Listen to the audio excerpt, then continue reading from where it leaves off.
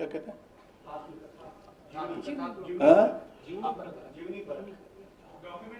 Documentary. हाँ, documentary नहीं है। तो उस समय मैंने उनसे ये तर्क, यानी ये अपनी ओर से ये कुतर्क किया था कि कोई भी कला किसी और कला के बारे में नहीं होती, वो दूसरी कला से अपना संबंध बनाती है, संवाद करती है। तो ये फिल्म मुक्तिबोध के बारे में नहीं है, ये फिल्म मुक्तिबोध से संवाद करती है।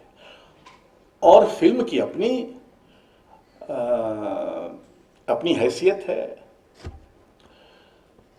तो मैंने इसलिए ये याद दिलाने के लिए आपको कि ये पहले से ही एक पूर्वाग्रह बना रहा है कि फिल्म को, जैसे कि कविता को, किसी के बारे में होना चाहिए, वो चाहे उसमें आख्यान होना चाहिए।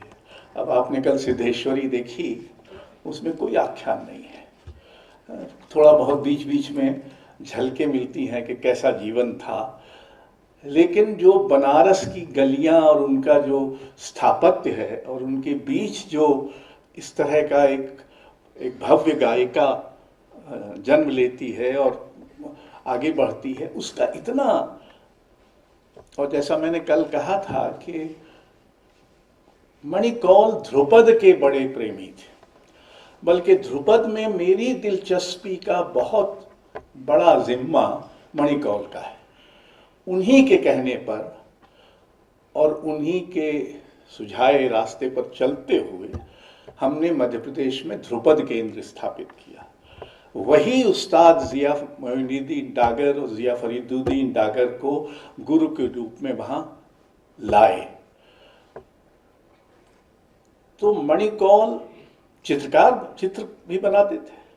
उन्होंने अपने जीवन काल के अंत में कुछ हाइकू भी लिखे, और जैसा मैंने कल बताया था, उन्होंने फिल्में बनाई। उसकी रोटी मोहन राकेश पर है, दुविधा विजयदान देथा पर है, देथा की कहानी पर है। फिल्म जो एक माध्यम है, उसका काम कहानी कहना नहीं है, उसका काम ऐसी खोज करना है दृश्य में, यानी दृश्यात्मकता में ऐसी खोज करना है जो आपने या तो अलक्षित की हो या आपके ध्यान में कभी आई ही ना हो या आपके अनुभव में भी ना आई हो। इस बात को जितना गहराई से, जैसे ध्रुपद में होती तो बंदिश है, वो भी बंदिश गाते हैं, लेकिन 45 मिनट तक आलाप होता है जिसमें कोई शब्द नहीं है, कोई बिंब नहीं है, सिर्फ आलाप है। उस आलाप को ही ध्यान में रखना चाहिए जब आप मणिकौल की फिल्म देखें, क्योंकि वो सुरों पर, यानी सुर क्या है, फिल्म के सुर क्या होंगे, जो भी आप दृश्य या जो भी आप कहें, उस लय को और कैसे वो बनती है और एक के बाद एक गायब होती जाती है, वो कहानी नहीं कह रही है। और ये बहुत मुश्किल है स्वीकार करना हमारे लिए कि कोई फिल्म बनती है और वो कहानी नहीं कहती। मतलब कहानी का ऐसा हम पर भयानक आतंक है कि उसके बिना जैसे कुछ हो ही नहीं सकता। कविता को किसी के बारे में होना चाहिए। क्यों होना चाहिए? कविता को खुद क्यों नहीं होना चाहिए? उसको खुद होने में क्या एतराज है?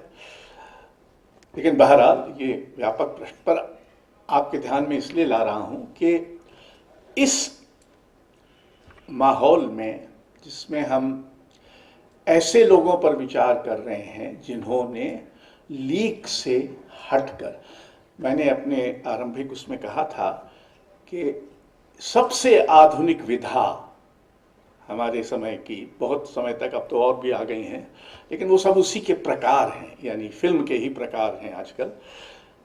सबसे आधुनिक विधा थी फिल्म, और फिल्म को शास्त्रीय बनाने का काम जिन थोड़े से लोगों ने किया, उनमें मणिकौल की भूमिका बहुत प्रमुख है। तो अब उपासना जी, आगे का मामला आपके हाथ में है। सत्र के आरंभ में मिहिर पंड्या आएंगे और मणिकौल पर अपनी बात रखेंगे। सभी प्रतिभागियों को 10 से 12 मिनट के अंदर अपना वक्तव्य देना है। शुक्रिया उपासना जी। और वैसे मैं 10 मिनट से पहले पूरा कर दूंगा ये मान रहा हूँ, लेकिन आप मुझे चिट दे सकती हैं अगर 10 मिनट से ऊपर हो। क्योंकि ये जिक्र अशोक जी ने किया, तो मैं बात इसी बिंदु से शुरू करता हूँ जहाँ हम फिक्शन, नॉन फिक्शन, कथा और कथा से बाहर इसकी बात करते हैं। मैं मणिकौल को देखने का मेरा जो अनुभव है वहां से बात शुरू करूंगा और एक पुराने उदाहरण पर लेकर जाऊंगा। मैं शुरुआत में जब मैंने मणिकौल रेट्रोस्पेक्टिव में बहुत सारी फिल्में एक साथ देखी, मेरे ख्याल से शायद 8-9 साल पुरानी बात है, और पहली चीज जो मैंने महसूस की, वो कोई भी हिंदी सिनेमा का दर्शक या भारतीय सिनेमा का दर्शक महसूस करता है कि कुछ हो क्यों नहीं रहा है ना। बहुत सारे हम बिल्कुल वो जो बात कही जाती है कि हम कथा से इतने बंधे हुए हैं या एक खास तरह से बनने वाले सिनेमा को देखने से इतने बंधे हुए हैं। और मेरा ख्याल है ये अनुभव उन सब लोगों ने किया होगा जिन्होंने 1969 में, 70 में, जब वो नई तरह का सिनेमा आ रहा था, जो एक नई भाषा लेकर आ रहा था हमारे सिनेमा के अंदर, वो फिल्में देखी होंगी। और मणिकौल ही नहीं, मणिकौल हैं, उनके साथ में और कुमार साहनी हैं। 3 फिल्में जिनको हम एक साथ जिनका नाम लेते हैं जो 1969 में रिलीज हुई थी, सारा आकाश, उसकी रोटी और भुवन शो, बिल्कुल। और इन तीनों के 3 अलग अलग निर्देशक हैं, लेकिन तीनों के सिनेमाटोग्राफर एक हैं, के महाजन, और इस वजह से वो तीनों एक त्रिवेणी भी बनाती हैं। तो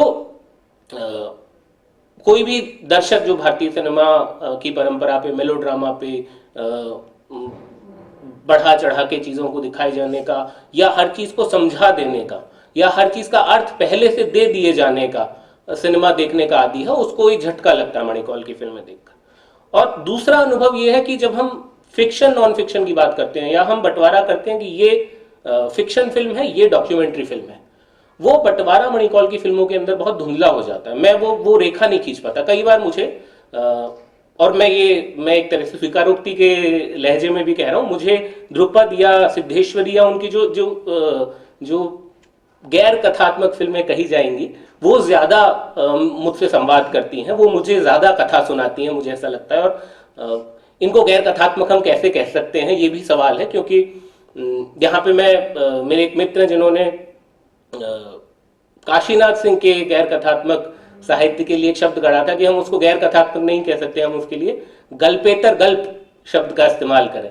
क्या हम मणिकौल की इन फिल्मों के लिए गल्पेतर गल्प शब्द का इस्तेमाल कर सकते हैं, क्योंकि वो रेखा खींचना बहुत मुश्किल है। और मैं पुराने किस्से पे लेके जा रहा था आपको कि क्या कथा है, क्या फिक्शन है, क्या डॉक्यूमेंट्री है। ये बंटवारे भी धीरे धीरे हम जो कर रहे हैं, वो बंटवारा कोई फिल्मकार क्यों मानेगा हम। और दूसरी बात, मणिकौल की फिल्मों के अंदर एक आपको ये भी दिखता है कि वो सिनेमा की विधा के अंदर जो आरंभिक सिनेमा में जो चीजें दिखाई देती हैं, वो वापस उस पर लौटने की कोशिश कर रहे हैं। जैसे सिद्धेश्वरी के अंदर आप देखते हैं, पहले एक इंडेक्स आता है, कल क्योंकि हमने फिल्म देखी है तो आप में से कुछ लोग अगर मौजूद होंगे तो, और वो मुख्य मुख्य घटनाएं बताते थे, ये आगे होने वाला है। पर कथा वैसे चलेगी वो जरूरी नहीं है ना। कथा अपनी तरह से दृश्यों में, अपनी तरह से आवाजों में, अपनी तरह से अलग अलग तरह से उसको अभिव्यक्त करती है। लेकिन ये देख के आपको याद आएगा जो एकदम अर्ली सिनेमा, जब आवाज नहीं आई थी सिनेमा के अंदर, मूक सिनेमा था, तो वो यही करते थे, वो इंडेक्स में बताते थे अगले दृश्यों में होने वाला है, और उसके बाद में अगले दृश्यों के अंदर वो चीजें एक एक करके घटती थी। इससे भी पहले अगर आप बिल्कुल शुरुआती फिल्में याद करें, जब पहली बार कैमरे का आविष्कार हुआ और लुमियर ब्रदर्स ने फिल्में बनाई, और एक बहुत मजेदार उदाहरण है वो, मैं अपनी क्लास में भी कई बार उस उदाहरण को याद करता हूँ। हम शुरुआती जो फिल्में हैं, जो 8 फिल्में मेरे ख्याल से 1895 में पेरिस में दिखाई गई थी, उनके अंदर उनको एक्चुअलिटीज कहा जाता है। और अब हम कहते हैं कि वो शायद फिक्शन, नॉन फिक्शन के दायरे में नहीं है, उनको हम डॉक्यूमेंट्री के दायरे में, रेल स्टेशन पे आ रही है, आके रुक रही है। वो 8 फिल्मों में एक फिल्म थी मॉर्निंग ब्रेकफास्ट, जिसमें अगस्त लुमिया और लुई लुमिया में से एक, मैं अभी ठीक याद नहीं कर पा रहा हूँ कौन, एक भाई अपनी पत्नी के साथ बैठ के नाश्ता कर रहे हैं, सामने कैमरा लगा हुआ है, यही है फिल्म, यही है। 50 सेकंड की फिल्म है, क्योंकि एडिटिंग का या कट का तो आविष्कार उसके बाद में हुआ है, और जो जो प्योरिटी है सिनेमा की वो तो बिना कट के है, सबसे पहली फिल्मों में तो कट था ही नहीं। और तो उस फिल्म के अंदर पति पत्नी बैठे हैं, बीच में बच्चा है, और संभवतः जो कैमरे में शूट कर रहे थे पीछे वो दूसरे भाई थे, तो एक भाई शूट कर रहे हैं, एक भाई बैठे हुए हैं। और उस सीन के अंदर अचानक ये होता है कि एक बिंदु पे बच्चा को बिस्किट ऑफर किया जाता है, छोटा बच्चा है, और वो बच्चा बिस्किट अपने चाचा की तरफ बढ़ा देता है। चाचा कैमरे के पीछे हैं, लेकिन अचानक से आपको समझ में आता है कि सेटअप है ना, बच्चे ने सेटअप तोड़ दिया, क्योंकि बच्चे को कोई फर्क नहीं पड़ता कि चाचा इस फ्रेम के बाहर है जो फ्रेम रचा गया है। और मणिकौल की फिल्मों के अंदर आप ये देखेंगे फ्रेम रचा गया है, लेकिन बहुत सारी चीजें हैं फ्रेम के बाहर है, आपको ये महसूस होता है ना। वो मैं अगले बिंदु पे जाऊंगा और मैं थोड़ा सा शायद बीच में कुछ चीजें जंप करूंगा, लेकिन अगर आप उनकी फिल्मों को देखें तो दो चीजें जो सिनेमा के बारे में कही जाती हैं, जिन जिन दोनों चीजों का सिनेमा इस्तेमाल करता है, जिनमें सिनेमा ट्रेवल करता है, एक स्पेस है जो हमको सामने दिखता है, लेकिन एक टाइम है, और टाइम और स्पेस दोनों के अंदर सिनेमा एक तरह से यात्रा कर रहा है, एक तरह से ट्रेवल कर रहा है। मणिकौल क्या कर रहे हैं, वो स्पेस को टाइम की तरह से इस्तेमाल कर रहे हैं। और ध्रुपद आप देखें, ध्रुपद मेरे ख्याल से एक 2000 साल की यात्रा कर रही है अपनी पूरी कहानी के अंदर। आप सिद्धेश्वरी भी देखें, उसके अंदर भी आपको वो संदर्भ महाभारत तक जाएंगे, महाभारत भी मौजूद है, चंद्रकांता भी मौजूद है, और प्रेजेंट पीरियड भी मौजूद है। वो बनारस में ही हो सकता है, वो शायद कहीं और नहीं हो सकता। उस स्पेस बहुत महत्वपूर्ण है। ठीक इसी तरह से ध्रुपद के लिए भी वो जो जगह चुनते हैं, वो ग्वालियर है, जयपुर के आमेर के किले हैं जो मैं पहचान पा रहा हूं, मेरे ख्याल से शायद फतेहपुर सीकरी भी है संभवतः, वो स्पेस चुन रहे हैं और वो उस स्पेस में ट्रेवल कर रहे हैं। और ये हम कई बार बोलते भी हैं, मेरी जनरेशन के जो लोग हैं वो क्रिस्टोफर नोलान की इंटरस्टेलर याद कर सकते हैं कि एक बिंदु पर जाकर दरअसल स्पेस टाइम में बदल जाता है ना। हम एक खास बिंदु पे अगर पहुंच जाए तो हमारे लिए जो स्पेस है वही समय है। ये दोनों एक दूसरे से इंटरचेंज हो सकते हैं, एक दूसरे से बदले जा सकते हैं। तो आप, और ये मणिकौल एक जगह पे कहते भी हैं, मैं भी केवल अपनी याददाश्त से कोट कर रहा हूं, लेकिन अगर आप उदयन वाजपेयी वाली किताब देखें तो उसमें आप वो कहते, मैं टाइम में खड़ा होकर स्पेस को होने देता हूं, और स्पेस का इस्तेमाल समय की तरह से करना, ये मुझे बहुत दिलचस्प चीज लगती है। ये सिनेमा के और कई फिल्मकारों ने भी इसको इस्तेमाल करने की कोशिश की है, और इसीलिए ये सवाल बाद में बार बार आता है, जो मैं प्योरिटी की बात कर रहा था कि सिनेमा के एकदम आदि रूप की तरफ जाना, कि कट कहाँ लगाया जाए। और इसीलिए कई बार वो आपको ध्रुपद के अंदर ऐसे शॉट मिलेंगे जिसमें लंबे समय तक कट नहीं आता है ना। वही समस्या है, आप कट लगाएंगे, वो आप कैसे तय करेंगे, है ना। और वो एक खास लय है जो वो कहते हैं कि वो लय अगर पकड़ में आ जाती है तो वो कभी कैसे आप उसका इस्तेमाल कर रहे हैं वो कई बार फिल्मकार के हाथ में नहीं होती। वो फिक्शन फिल्मों के बारे में भी कहते हैं कि वो शायद बनाते हुए उनको नहीं मालूम है कि वो उसे कैसे जोड़ेंगे। फिल्म एडिटिंग टेबल पे तैयार होती है, हम ऐसे भी ये बात कहते हैं, लेकिन मणिकौल के बारे में तो बहुत साफ तौर पे कहा जा सकता है कि वो दृश्यों का इस्तेमाल कैसे करेंगे वो पहले से उन्होंने लिखा हुआ नहीं है। और इसीलिए वो उस तरह से शूट भी नहीं करते कि एक बंधी हुई पटकथा है जिसके आधार पे वो दृश्य फिल्मा रहे हैं। वो कहते हैं मेरे लिए कोई ओके दृश्य और नॉट ओके दृश्य नहीं है, मैं सारी चीजें साथ में रखता हूं और जैसे मुझे लगता है उसको इस्तेमाल कर लेता हूं। मेरे लिए एक दृश्य अपनी सीमा में बंधा हुआ नहीं है, वो एक शॉट अपनी सीमा में बंधा हुआ नहीं है। वो दृश्य एक में भी आ सकता है, लेकिन हो सकता है वो दृश्य 4 में उसका मुझे ज्यादा इस्तेमाल होता हुआ लगे, मैं उसको वहां भी उपयोग कर सकता हूं। एक चीज और, भाषा को लेके मुक्तिबोध की फिल्मों को देखते हुए एक झटका लगता है, खासतौर पे जब वो टेक्स्ट के ऊपर फिल्म बनाते हैं। वो उसकी शुरुआती फिल्मों में और ज्यादा, उसकी रोटी है, आषाढ़ का एक दिन है, ये कोशिश की डायलॉग में से भाव चले जाएं, भाव ना, मतलब हम भाव के साथ संवाद ना बोलें, लिखा हुआ टेक्स्ट जो है उसे ऐसे पढ़ा जाए जैसे वो लिखा हुआ टेक्स्ट पढ़ा जा रहा है। ये दुविधा के अंदर भी, दुविधा देखते हुए भी आप ये महसूस करते हैं। ये क्यों है, इसकी कोशिश वो क्यों कर रहे हैं, या उनके साथ के और कई कुछ फिल्मकार भी वो पूरे उस मोमेंट के अंदर ये कोशिश क्यों कर रहे हैं। मुझे लगता है एक जो मुख्यधारा सिनेमा और भारतीय सिनेमा का जो पूरी परंपरा है, जो खास तरह का मेलोड्रामेटिक सिनेमा है, जिसमें आपको हर तरह का अर्थ पहले से दे दिया गया है, वो कहीं उसका एक दूसरा एक्सट्रीम खड़ा करने की कोशिश कर रहे हैं। और आप अगर संवाद बोलते हुए उसका अर्थ ना दें तो उसके कई अर्थ हो सकते हैं। ये भी खतरा है कि आप अर्थहीन हो सकते हैं। मणिकौल एक जगह पे ये भी कहते हैं कि बहुत सारे लोग अर्थहीन हो जाने के डर से बहुत डरते हैं कि इसका मतलब क्या निकल रहा है, क्या सिनेमा में ऐसी चीजें हो सकती है जिसका कोई मतलब ना निकले। क्योंकि अगर आप इस लाइन तक नहीं जाएंगे कि उसका कोई मतलब नहीं निकल रहा, ऐसा हो सकता है, तभी आप उसके कई मतलब निकले, ऐसा भी हो सकता है, इसके लिए दायरे को खोलेंगे। तो संवाद के अंदर अर्थ नहीं है, अर्थ सुनने वाला उसको ग्रहण करे, इसके लिए जो बोलने वाला है वो उसको अर्थ देकर ना बोले। आप जब कोई किताब पढ़ते हैं तो किताब में कोई संवाद पढ़ते हुए हमें नहीं पता वो कैसे पढ़ा जा रहा है, तो हर किताब पढ़ने वाला उसे अपनी तरह से पढ़ेगा।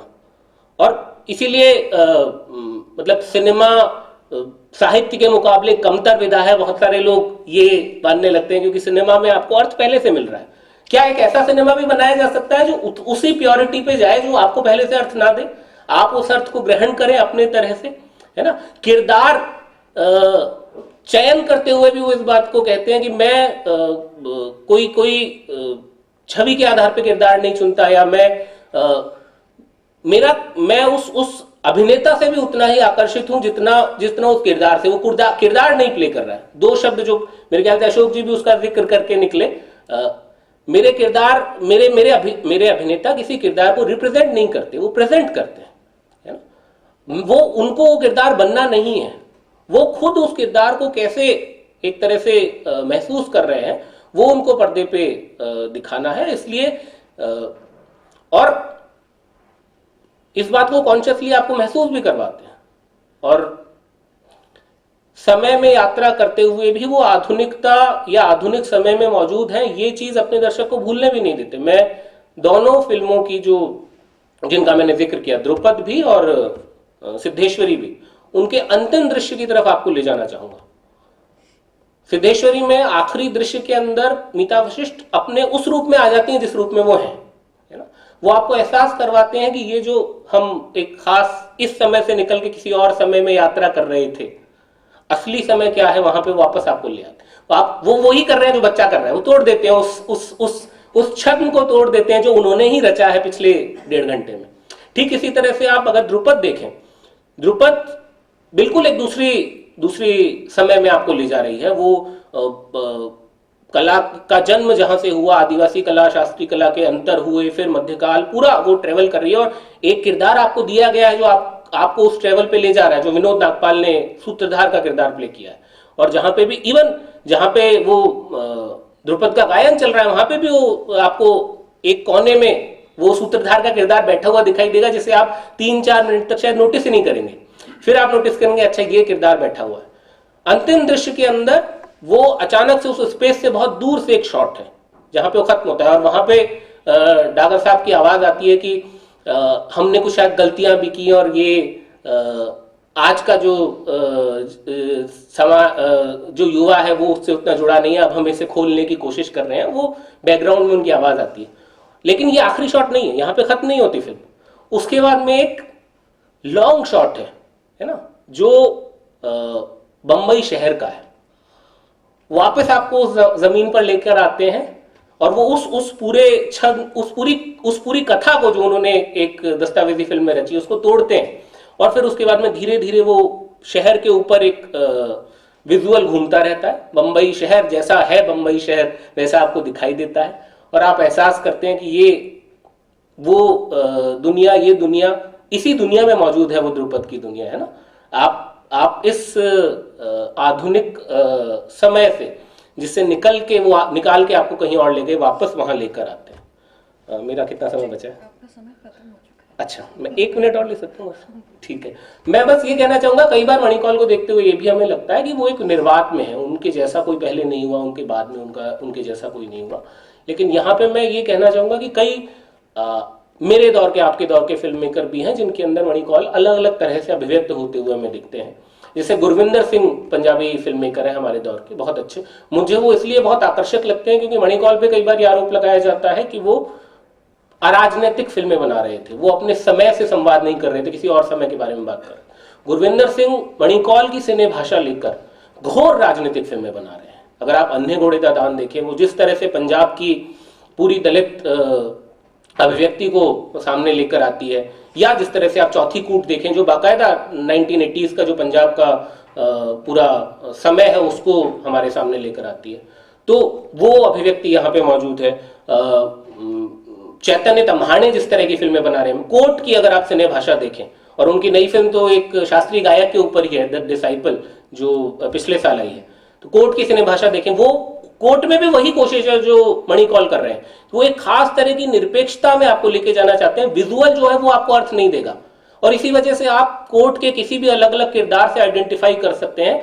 आप कौन है इससे तय होगा कि आप किस किरदार से आइडेंटिफाई करेंगे। मैं जज से आइडेंटिफाई करूंगा, या मैं प्रतिपक्षी वकील से आइडेंटिफाई करूंगा, या मैं उस व्यक्ति से आइडेंटिफाई करूंगा जो कटघरे में खड़ा है, या मैं उस व्यक्ति से आइडेंटिफाई करूंगा जिसने आत्महत्या कर ली है ना। क्योंकि आपको फ्रेम, विजुअल वो अर्थ नहीं दे रहा है, वो अर्थ से हमेशा बचने की कोशिश। ये मणिकौल हमारे दौर के फिल्म मेकर्स को जो सिनेमा भाषा देके गए उसका वो अपनी अपनी तरह से इस्तेमाल कर रहे हैं। तो इतनी बात कह के मैं अपनी बात पूरी करूंगा, और शुक्रिया।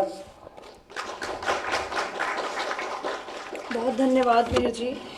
एक छोटी सी बात यहाँ कहना चाहूंगी, मणिकौल के सिनेमा में भी राजनीतिक दृष्टि है, खासतौर से जब घासीराम कोतवाल देखते हैं, या सतह से उठ के भी कई दृश्यों में वो तीक्ष्ण बोध है।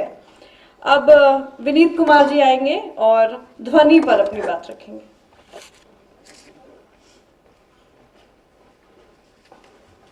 बहुत शुक्रिया उपासना और इस सभागार में उपस्थित दोस्तों। हम मणिकौल की फिल्में साल 2021 में देख रहे हैं और इसी साल में नए सिरे से बात करने की कोशिश कर रहे हैं। मतलब हम एक बहुमत के आक्रांत ऐसे परिवेश में बात कर रहे हैं जिसमें बहुमत हमें डराता है। और माफ कीजिएगा, ये बहुमत मैं सिर्फ राजनीतिक अर्थ में नहीं कह रहा हूं, जिसकी दूरी यहां से 2.5 से 3 किलोमीटर में तय होती है। मैं बहुमत को उस संदर्भ में बात करने की कोशिश कर रहा हूं जो आगे चलकर एक संख्या बल में बदल जाता है और हमारे संप्रेषण अभिव्यक्ति के जितने आयाम हैं वो संख्या में जाकर बंद हो जाते, या उसके विश्लेषण, उसकी क्षमता और उसकी ताकत का पूरा अंदाजा हम संख्या में लगाते हैं, जिसे न्यू मीडिया, डिजिटल मीडिया की भाषा में के कहते हैं। के कम्युनिटी 25K, 35K। और कभी आपको हैरानी नहीं होती कि हम जो इतनी मशक्कत कर रहे हैं वर्ड फाइल पर, शब्दों के जरिए, वाक्यों के जरिए, हमारा पूरा मूल्यांकन एक्सेल सीट पर हो रहा है। संख्या माने एक्सेल सीट और शब्द मतलब वर्ड फाइल। तो इसलिए मैं मणिकौल की जब फिल्मों को देख रहा था, उस पर बात कर रहा हूं, तो इसी सिरे से समझने की कोशिश कर रहा हूं कि ये बहुमत सिर्फ और सिर्फ एक संख्यात्मक रूप में हमारे सामने मौजूद नहीं है जो शासन की शक्ल में, सत्ता की शक्ल में हम करता रहे, बल्कि ये हमारे देखने, सोचने, समझने और लोगों के आंकने का एक तरीका बन चुका है। और ये तरीका खतरनाक है जो हमें मणिकौल बताते हैं। मणिकौल की फिल्मों पर बात करते हुए कमल स्वरूप, जो कि कल की फिल्म आपने जो देखी सिद्धेश्वरी, उसके वो कला निर्देशक हैं, उनके लिए, उनके संदर्भ में 2 बात इस्तेमाल करते हैं। एक कहते हैं कि मणिकौल की जो फिल्में हैं द वर्क ऑफ आर्ट, और जब वो द वर्क ऑफ आर्ट कहते हैं तो मैं 1935 में जो वॉल्टर बेंजामिन ने the work of art in the age of mechanical reproduction लिखा है उसमें जाता हूं। और उसमें दो बातें मैं लेता हूं, लंबा लेख है। एक ऑरा, आभा, और दूसरा तकनीक, मशीन के जरिए कला को लोकतांत्रिक रूप कैसे दिया जाए, इसकी कोशिश। और यह हमें बहुत आकर्षित करता है, क्योंकि आप सब जानते हैं कि कोई भी तकनीक जब शुरू में आती है तो हमारे पास बहुत सारे तर्क होते हैं, और उस तर्क के साथ हम उस मशीन का विरोध करते हैं, उसके अमानवीय होने के, उसे बहुत ही फार्मूलाबद्ध हो जाने के। लेकिन वॉल्टर बेंजामिन वो शख्सियत हैं जिन्होंने इस मशीन के फार्मूलाबद्ध हो जाने के बीच भी कला के लोकतांत्रिक रूप में सामने आने की बात करते हैं, और हमें ये बहुत अपीलिंग लगता है, हमारी स्वीकार्यता बढ़ती है ऐसे तर्क के साथ। लेकिन वॉल्टर बेंजामिन के इस लेख पर मैं थोड़ी सी और चर्चा करूं, और आगे ध्वनि के सवाल के साथ मनी कॉल की फिल्मों को जोड़ूं। एक लेख और यहां उसकी चर्चा करना शामिल है, और वह है क्रिस्टोफर पेनी के लेख, जो कि भारतीय कला के संदर्भ में कहते हैं, और शीर्षक भी कमोबेश वॉल्टर बेंजामिन से ही लिया है, the Indian work of art in the age of mechanical reproduction, और what happens when peasant get hold of images. जब एक किसान के हाथ में कला और तस्वीरें होती है तो कैसी होती है। और उसमें जो बहुत लंबा लेख है, उसमें जो दो शब्द मैं यहां शामिल करना चाहूंगा, वो कहते हैं कि जब हम कला को एंथ्रोपोलॉजिकल स्टडी यानी नृतत्व विज्ञान के सिरे से देखते हैं, तो डिफरेंसेस विदिन, यानी जो समरूप दिखाई देता है, अपने तरह का दिखाई देता है, उसके भीतर के अंतर को, उसके भीतर के भिन्नता को हम कैसे समझें। और दूसरा, सिमिलरिटीज बिटवीन कल्चर, जो हमसे अलग दिखता है उसमें हम कैसे समरूपता की तलाश करें। हम जब बहुमत से लड़ते हैं तो हम अपने भीतर की जो भिन्नता उसको खो दे रहे हैं, और जब हम अपने से भिन्न लोगों से असहमति दर्ज करते हैं तो अपने भीतर की समरूपता को नजरअंदाज कर देते हैं, और हम एक अंततः भीड़ में तब्दील हो जाते हैं। इसलिए आज की तारीख में जो मेरी तरह सोचता है, जो मेरी तरह बोलता है, मैं उसे अपना सीधे सीधे सपाट ढंग से अपना सहमत मान लेता हूं, मेरा अनुयायी मान लेता हूं, अपना ही भाई है। और इससे हमारे भीतर कला के, सिनेमा के, साहित्य के देखने का तरीका खंडित होता है, बल्कि मैं आगे जाके कहूं तो बर्बर हो जाता है। और इसलिए मनी कॉल की जो दखल हमारी जिंदगी में एक दर्शक के तौर पर है, वो हमें कभी फिल्म निर्देशक नहीं बना सकते। आप मनी कॉल की फिल्मों को देख के फिल्म निर्देशक नहीं बन सकते, लेकिन मनी कॉल की एक एक फिल्म से गुजरने का मतलब है कि दर्शक होने की प्रक्रिया से गुजरना। क्यों? क्योंकि दर्शक होने की एक बड़ी शर्त है, और बड़ी शर्त क्या है कि हम विभिन्नता को, हम असहमति को, हम प्लूरलिटी को कैसे देखते हैं, कैसे समझते हैं। जब हम ध्वनि की बात करते हैं तो मैं तो सीधा ये कहता हूं कि लॉकडाउन के परिवेश में हमने ध्वनि को, सिटी स्पेस को, पब्लिक स्फीयर को कैसे समझा है। यानी मैं बिना लॉकडाउन के संदर्भ को शामिल किए मनी कॉल की फिल्मों में ध्वनि प्रयोग समझ ही नहीं सकता। आप याद कीजिए, आपको लॉकडाउन में किसकी आवाज सुनाई देती थी? आप कहते थे चिड़ियों की आवाज कितनी अच्छी, इसी दिल्ली शहर में बैठ के बात करते थे। अब पत्तियों के झड़ने की आवाज, आपने वो सारी आवाजें महसूस की जिसको आपने दबा दिया, जिसको आपने कुचल दिया। और इसलिए एक ध्वनि पर जो अध्ययन किया है, बहुत बड़े स्कॉलर हैं, तो मुझे उन्हें सुनने का मौका मिला जब वो हिंदुस्तान आए, जॉनथन स्ट्रेन। उनकी किताब का शीर्षक ही है MP3। आप सब जानते हैं MP3 फाइल हम सब बहुत डाउनलोड करते हैं, the meaning of A format. उसमें एक अध्याय है, और उस अध्याय का शीर्षक है नेचर डजंट मेक टेलीफोन्स। और उस किताब में वो बहुत विस्तार से बताते हैं कि एम्बिएंट नॉइज होता है, हमारे परिवेश का एक शोर होता है, और हमारे परिवेश का जो शोर होता है वो हमें आक्रांत करता है।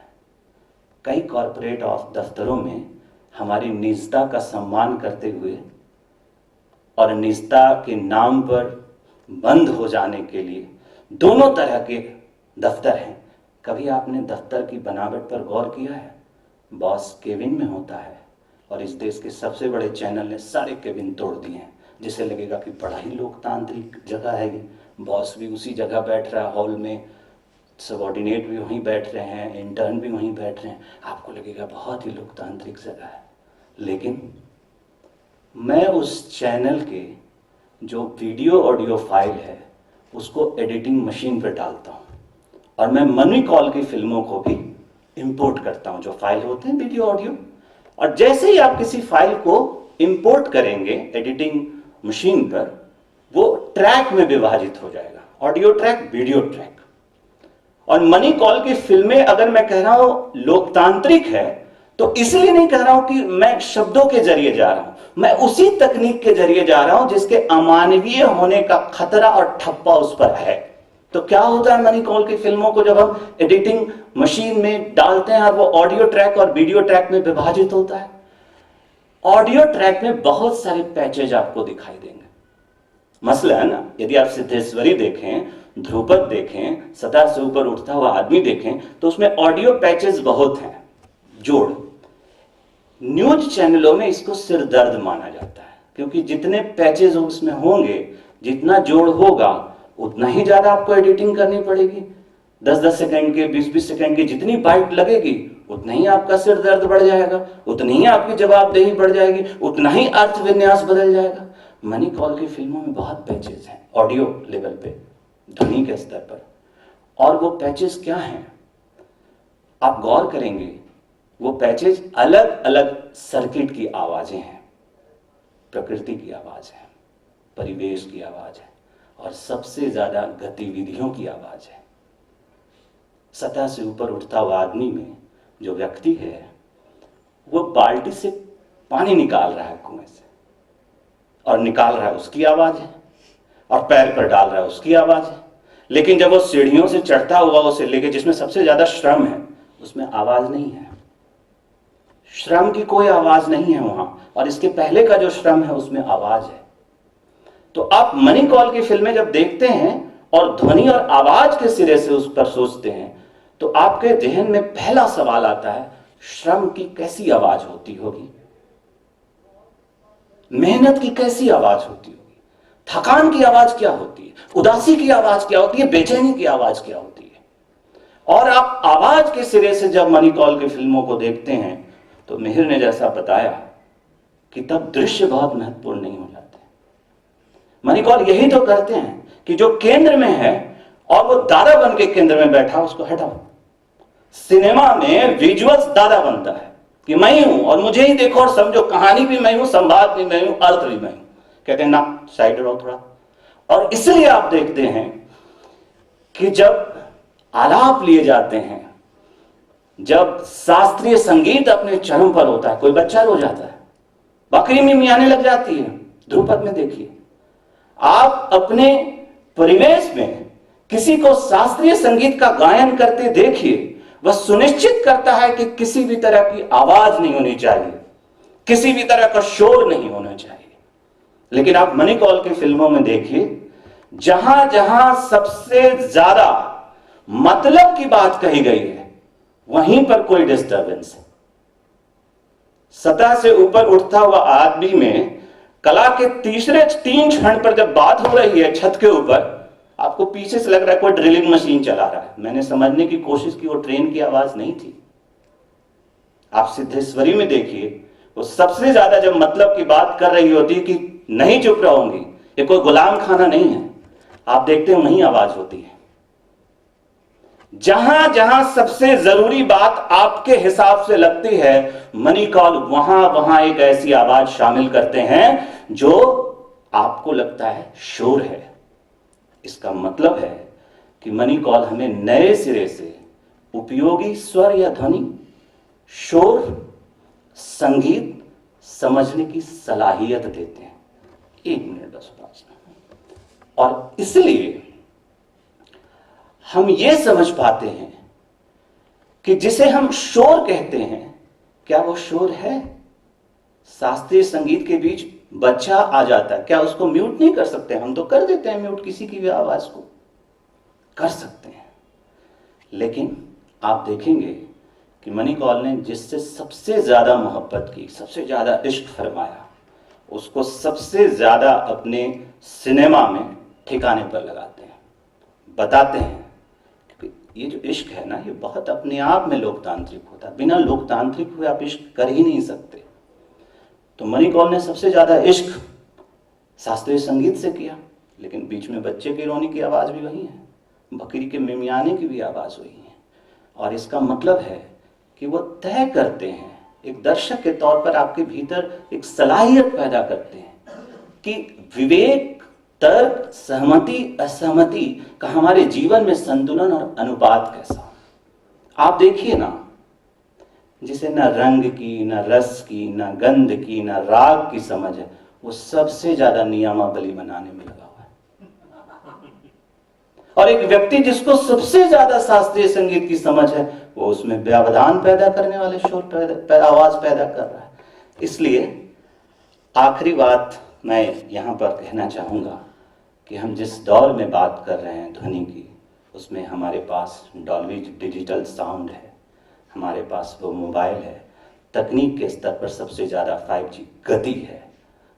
मनी कौल इस 5G पर, इस डॉल्बी डिजिटल पर, इस हाई डेफिनेशन विजुअल्स पर एक विलोम पैदा करते हैं, प्रतिपक्ष पैदा करते हैं, और यह बताते हैं कि कला का काम घोषित तौर पर राजनीतिक बयानबाजी नहीं है।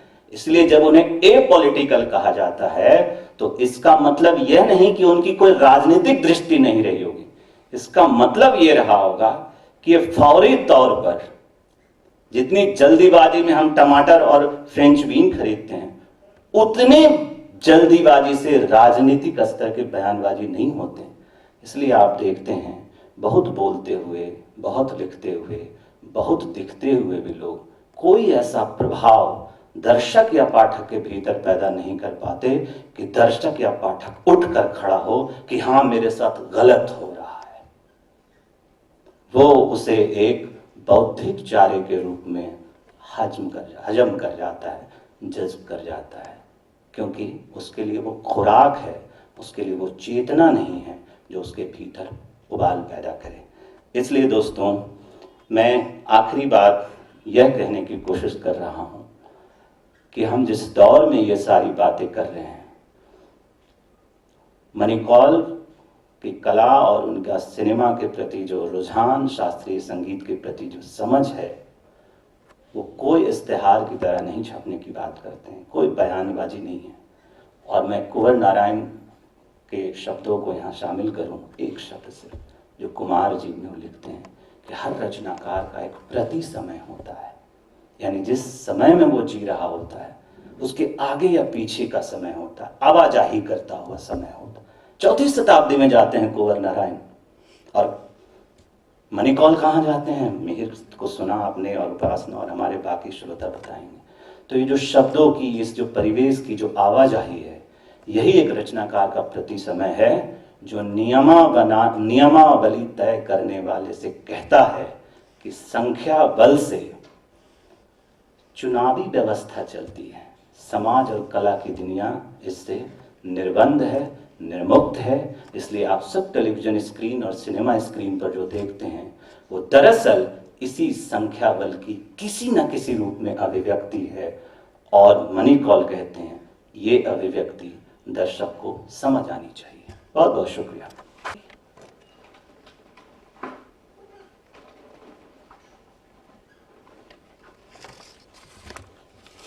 मुझे आमतौर पे सार्वजनिक मंच में बोलने में घबराहट होती है, तो मैं लिखा हुआ पर्चा लाया। मेरा भाई मुझसे कहता है कि हमेशा ये सोचो बोलते समय कि श्रोता है ही नहीं, अदृश्य है। अगर समय निर्धारित समय पे शुरू हो जाता, अगर कार्यक्रम निर्धारित समय पे शुरू हो जाता, तो मुझे कल्पना का प्रयोग नहीं करना पड़ता। अच्छा, हो सकता है कि मैं भूल जाऊं बीच में कि मुझे सार्वजनिक मंच पे बोलने में डर लगता है, तो मैं कुछ पर्चे से इतर भी बोलने लगूंगा। ठीक, पर्चे का नाम है मणि कौल के सिनेमा में आख्यान। आख्यान की परिभाषा को 19वीं शताब्दी के अंत में ही भीषण रूप से बदला जा रहा था। हिंदुस्तान में ज़ियाउद्दीन डागर और नसीरुद्दीन डागर जो ध्रुपद गा रहे थे, उसके स्वरूप को किसी बंदिश में बांधा नहीं जा सकता था।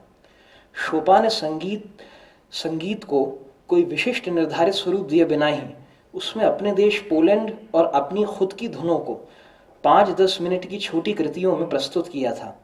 वैन गो आग के खेत बना रहे थे और सिजा हवा में हिलते ढुलते पहाड़ बना रहे थे। अगर आप उनकी मॉन्ट सेंट जर्मेन देखेंगे, जो सीरीज है उनकी बहुत प्रसिद्ध चित्रों की, तो उसमें ऐसा लगता है कि वो पूरे के पूरे पहाड़ ही हिल रहे हैं हवा में।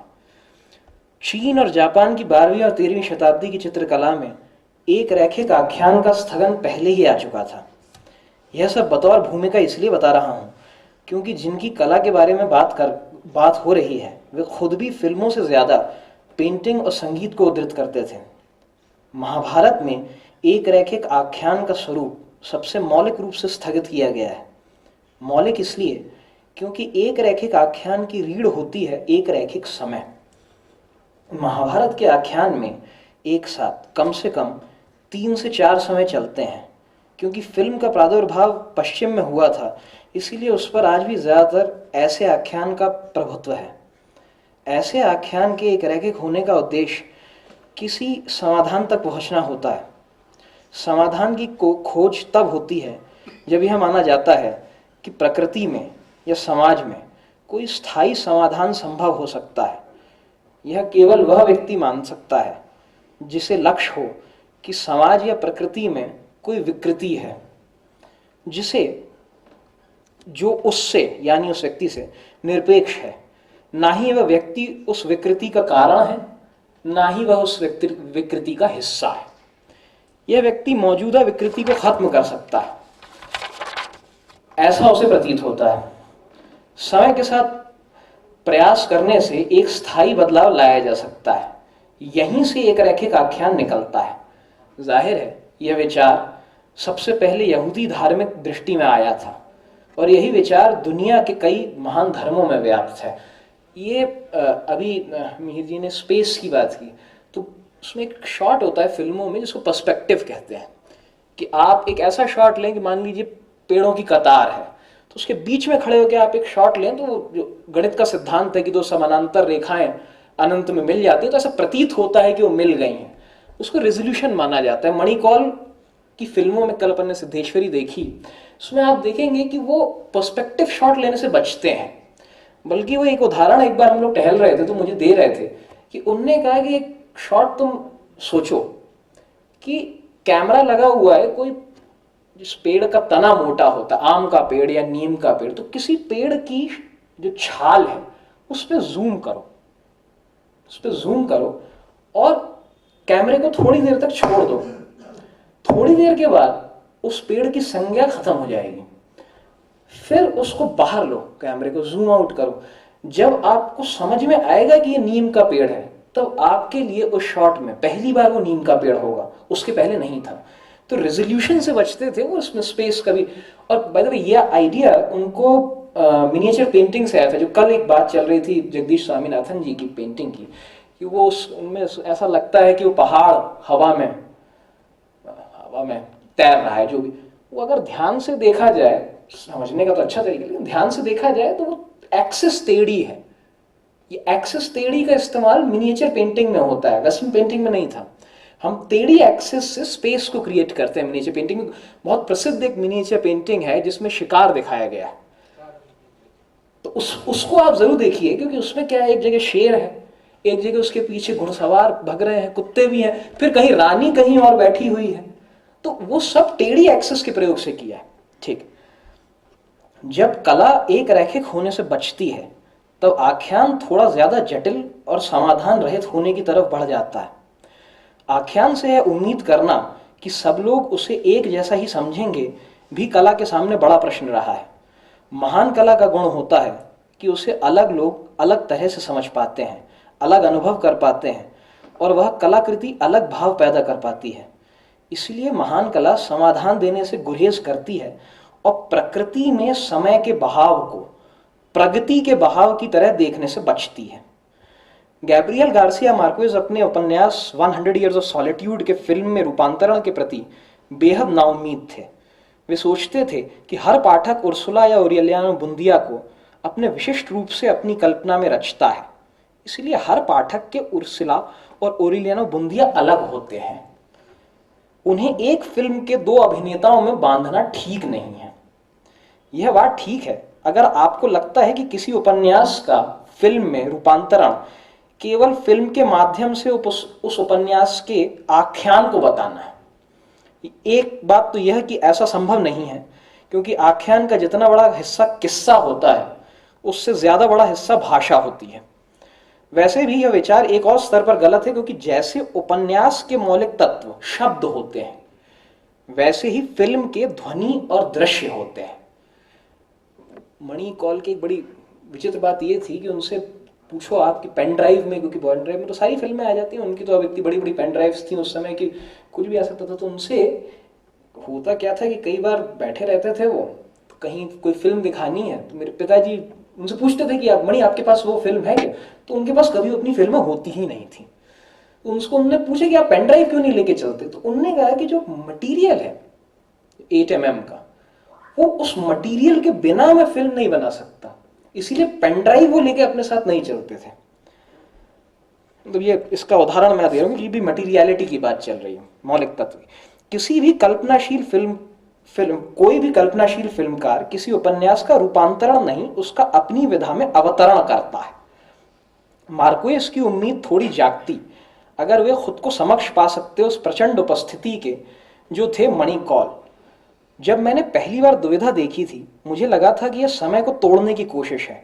मैं आज भी यकीन नहीं कर पाता कि वह फिल्म एक कहानी पर आधारित है, वैसा ही आषाढ़ का एक दिन के साथ कि वह नाटक पर आधारित है। मणि कौल कैमरे के इस्तेमाल और ध्वनि के प्रयोग से समय का रूपांतरण करते हैं, समय को विचलित करते हैं, या उनके शब्दों में कहें आंदोलित करते हैं। ये आंदोलित जो शब्द है ध्रुपद में इस्तेमाल होता है, इसको इस्तेमाल करते थे। बहुत बार एक लंबे शॉट में कैमरा रुक जाता है, फिर उसी शॉट में चल पड़ता है, इससे समय का प्रभाव बदलता है।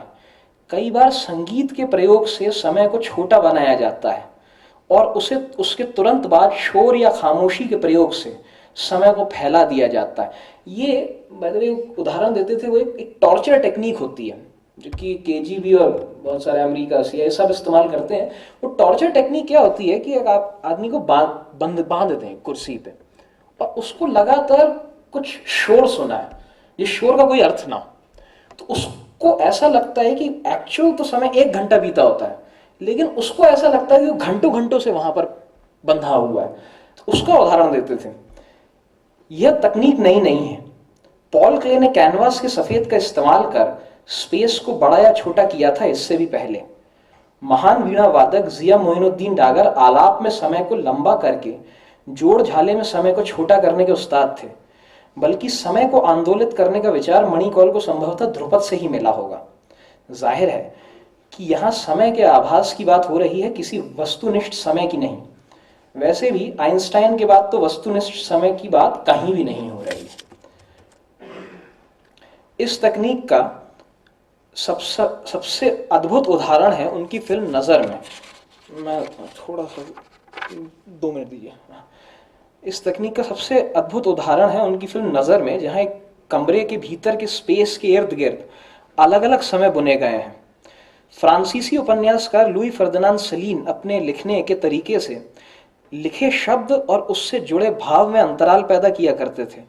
यहाँ भाव शब्द का प्रयोग कर रहा हूं और अर्थ शब्द का नहीं। अर्थ को तो चाहे वह शब्द का हो या दृश्य का या संगीत का या आवाज का या रंग का, अच्छा कलाकार अपने हिसाब से बदलता ही है। जेम्स जॉयस ने यूलिसिस में और वर्जीनिया वुल्फ ने वेव्स में भाव और शब्द के बीच कमाल का अंतराल पैदा किया है। कैमरे के इस्तेमाल से रोशनी और स्पेस में आंदोलन लाकर मणि कौल दर्शक या श्रोता के लिए फिल्म के दृश्य, ध्वनि और भाव में अंतराल पैदा करते हैं। इस अंतराल के पैदा करने से वे दृष्टा को दृश्य के प्रति ज्यादा सजग बना देते हैं। यह इसलिए होता है क्योंकि दृश्य को उसके स्थापित आशय से दूर किया जाता है। भाव से ज्यादा दृष्टा के भाव को ज्यादा से ज्यादा दृष्टा के विवेक पर छोड़ा जाता है, दृश्य को सजग या जीवित बनाकर। इससे होता यह है कि दर्शन क्रियाशील हो जाता है जो पहले निष्क्रिय था। इसीलिए जब मणिकौल या ब्रेसॉ या तारकोस्की के किसी भी ऐसे गंभीर फिल्मकार की अपन पहले फिल्म देखते हैं तो वो उबाऊ लगती हैं, क्योंकि उनमें जो एकाग्रता मांगती हैं हमसे, वो एक दूसरे किस्म की एकाग्रता होती है। ध्रुपद में भी यही होता है। जब शुरुआती समय में आप ध्रुपद को सुनते हैं तो आपको ऊब होती है भाव से।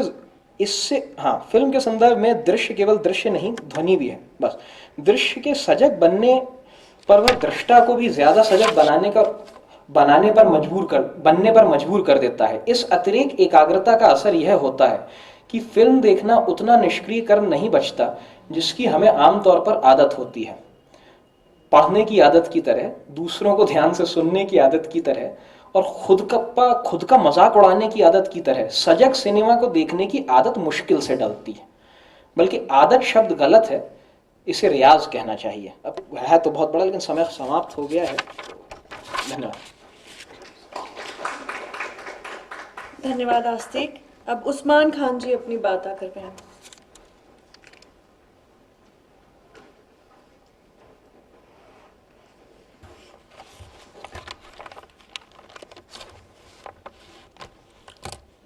उस तरह से मतलब लिख कर नहीं लाया मैं, और जैसा बोल रहे थे मैं भी थोड़ा घबराता हूँ ऐसे जगह पे खड़े होने से।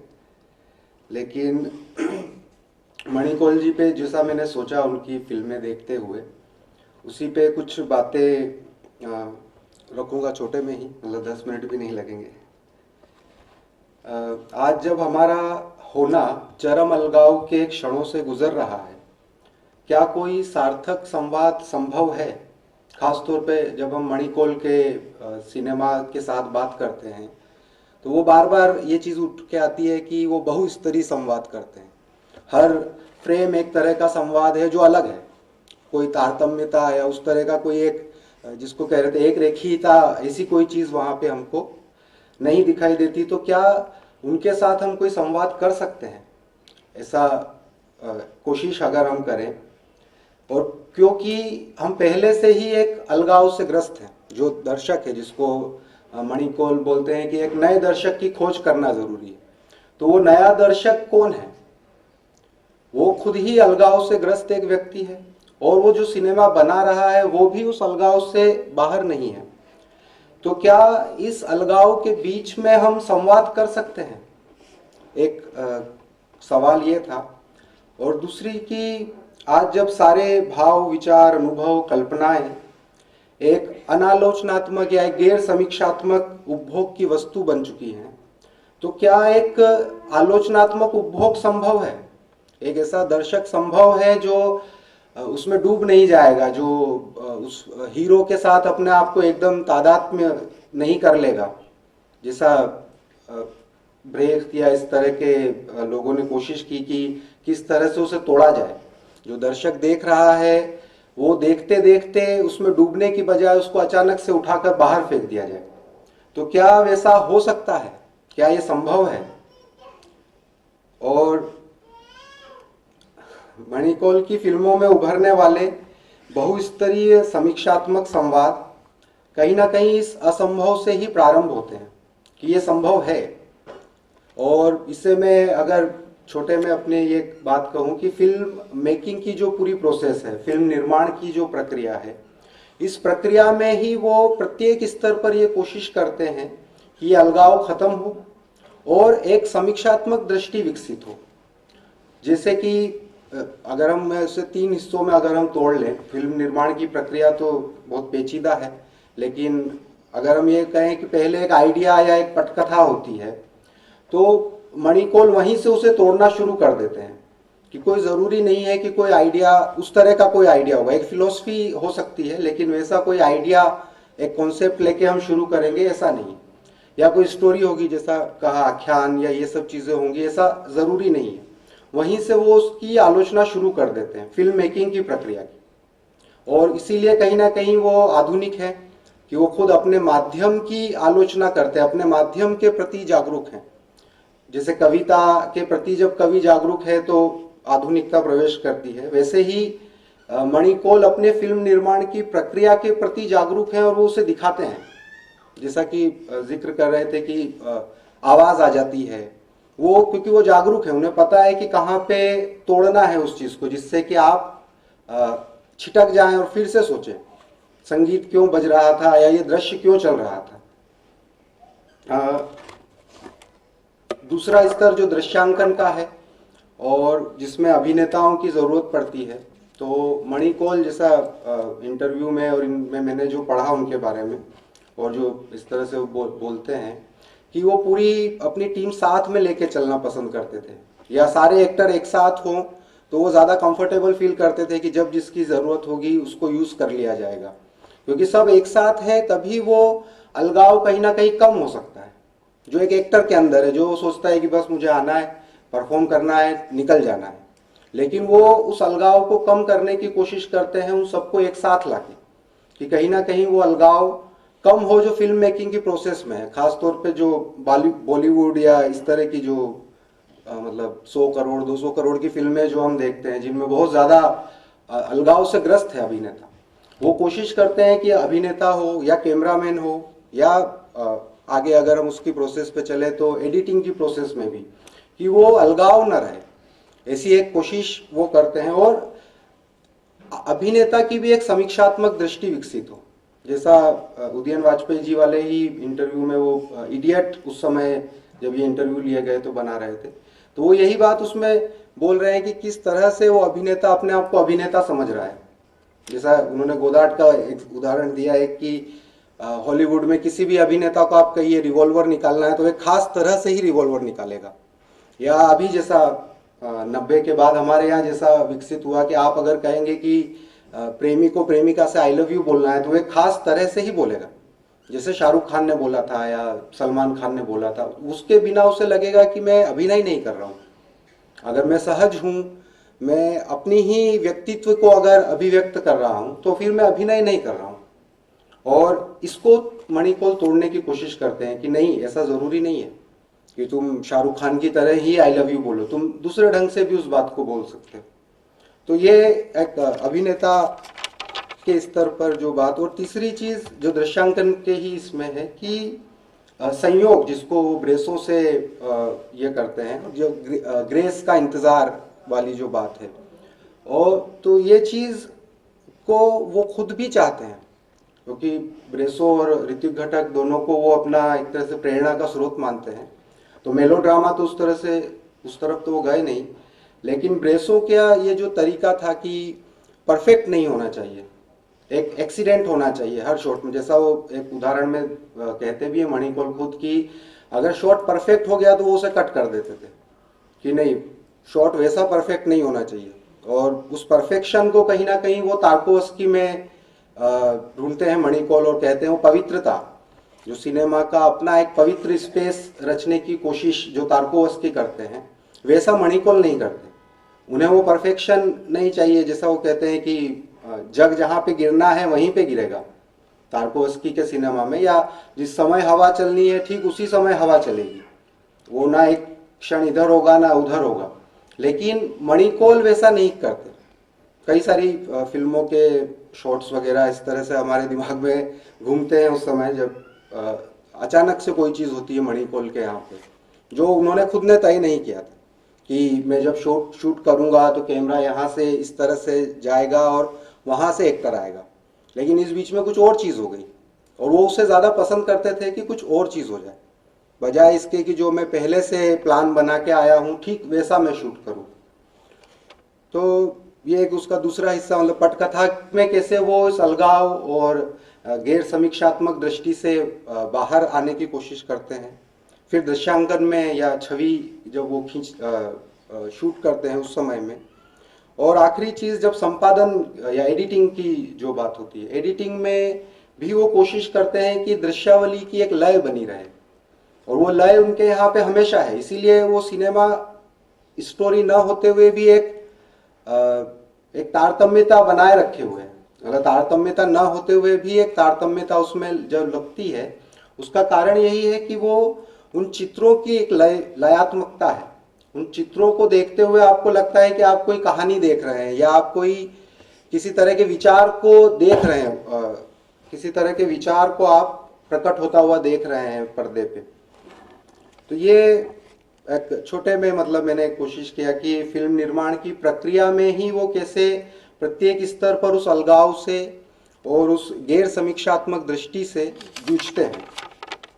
और अंत में छोटे में मेरे दिमाग में जो सवाल पैदा हुआ था, क्योंकि वो बार बार ये बात बोलते हैं कि द्वंद्व से परे है ना, एक ऑर्डर या डायलेक्टिक्स या टोटलिटी के बाहर की किसी चीज को वो ढूंढना चाहते हैं। जैसे आज हम कहते हैं कि सभी कुछ पूंजी के अंदर है, पूंजी के बाहर कुछ नहीं है।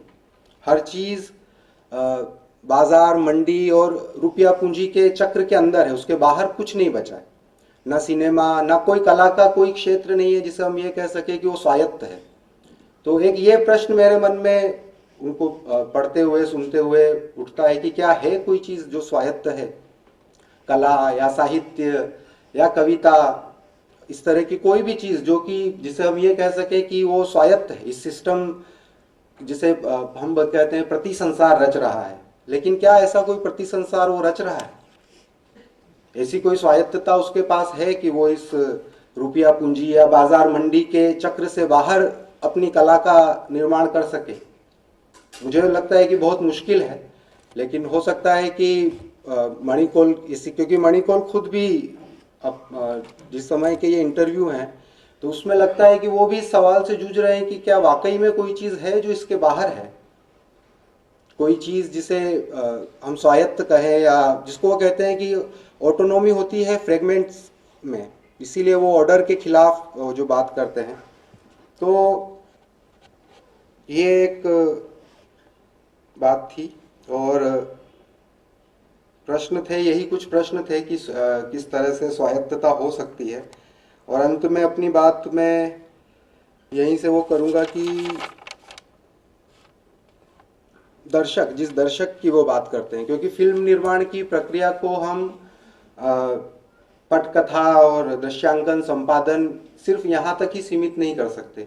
जब एक फिल्म पूरी बन गई उसके बाद भी वो एक प्रक्रिया में है, फिल्म निर्माण की प्रक्रिया वहीं पे समाप्त नहीं हो जाती, तब वो दर्शक के साथ फिल्म निर्मित हो रही है और हर दर्शक के साथ उसके अपने अनुभवों के साथ वो फिल्म बदलती जा रही है। और क्योंकि दर्शक खुद भी, यानी कोई भी दर्शक हो, वो खुद भी इस चक्र में फंसा हुआ है, वो खुद भी अलगाव से ग्रस्त है, वो खुद भी एक गैर समीक्षात्मक दृष्टि रखता है आमतौर पे।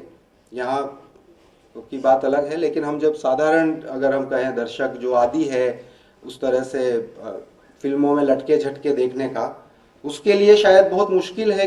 जैसा कि होता है कि बोरिंग है सिनेमा, मणिकौल का सिनेमा तो पैरेलल सिनेमा में भी सबसे बोरिंग है अगर हम उस हिसाब से बात करें, क्योंकि जैसा वो खुद भी कहते हैं कि वो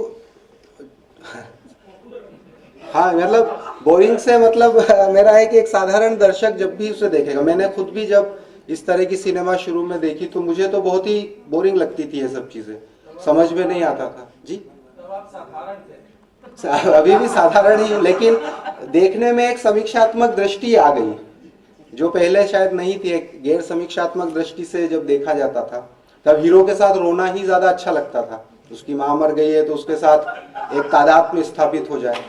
लेकिन जैसे जैसे हम देखने लगे तो समझ आया कि हमारे रोने का कोई अर्थ नहीं है, उसको देख के रोके और हम, क्योंकि वो तो एक चीज है जो चल रही है और जिसका उस एक्टर को भी खास तरह से रुपया दिया गया है, सिनेमा सब पूरा एक उसका सेटिंग है जिसमें सब चीजें हुई है। तो जो दर्शक है उसके जो अपने अपने अनुभव, अलग अलग अनुभव होते हैं, कहीं ना कहीं वो भी स्वायत्त नहीं है, अनुभव भी हमारे उस तरह से स्वायत्त नहीं है। तो यही एक प्रश्न मैं सोच रहा था जिस चीज पे, और छोटे में ही मैं अपनी बात रखने की मैंने कोशिश की कि क्या कोई स्वायत्तता हो सकती है कला की। और मणिकौल जिस तरह से इसके लिए प्रयास करते हैं वो बहुत महत्वपूर्ण है कि वो कोशिश करते हैं कि वो स्वायत्तता बची रहे, कहीं ना कहीं सिनेमा इस रुपया पूंजी के या बाजार मंडी के चक्र से बाहर जा सके।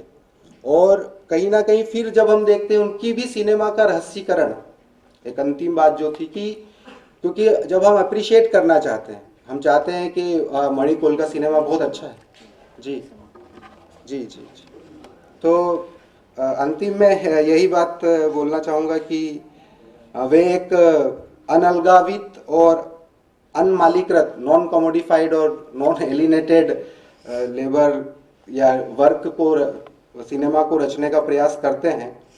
पर क्या वे इसमें सफल हो पाते हैं? क्या बाजार मंडी की इस विश्व व्यवस्था में ये संभव है? जब तक हमारा होना अलगावहीन नहीं होता, वो एक दर्शक या एक फिल्म मेकर दोनों तरह से, जब तक समीक्षा की संस्कृति का जनतांत्रिकरण नहीं होता, यह संभव नहीं कि ऐसे दर्शक जन्म ले जिनकी आंखें अलगावहीन ना हो और गैर समीक्षात्मक ना हो। धन्यवाद। बहुत धन्यवाद उस्मान जी। अब विपिन जी आकर अपनी बात रखें।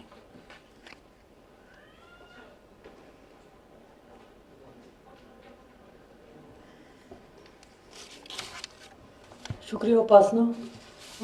हमारे सेशन में 4 तो एक्सपर्ट ही हैं, हम तो 3 हैं जो वक्ता है असली, इस तरह से इंटरेक्ट करेंगे। और मैं अधिकतर चीज़ें मैंने एक्चुअल में मैं बहुत ज़्यादा फैसिनेटेड हो गई जब उनको मैंने सुना, उनके इंटरव्यूज़ वगैरह।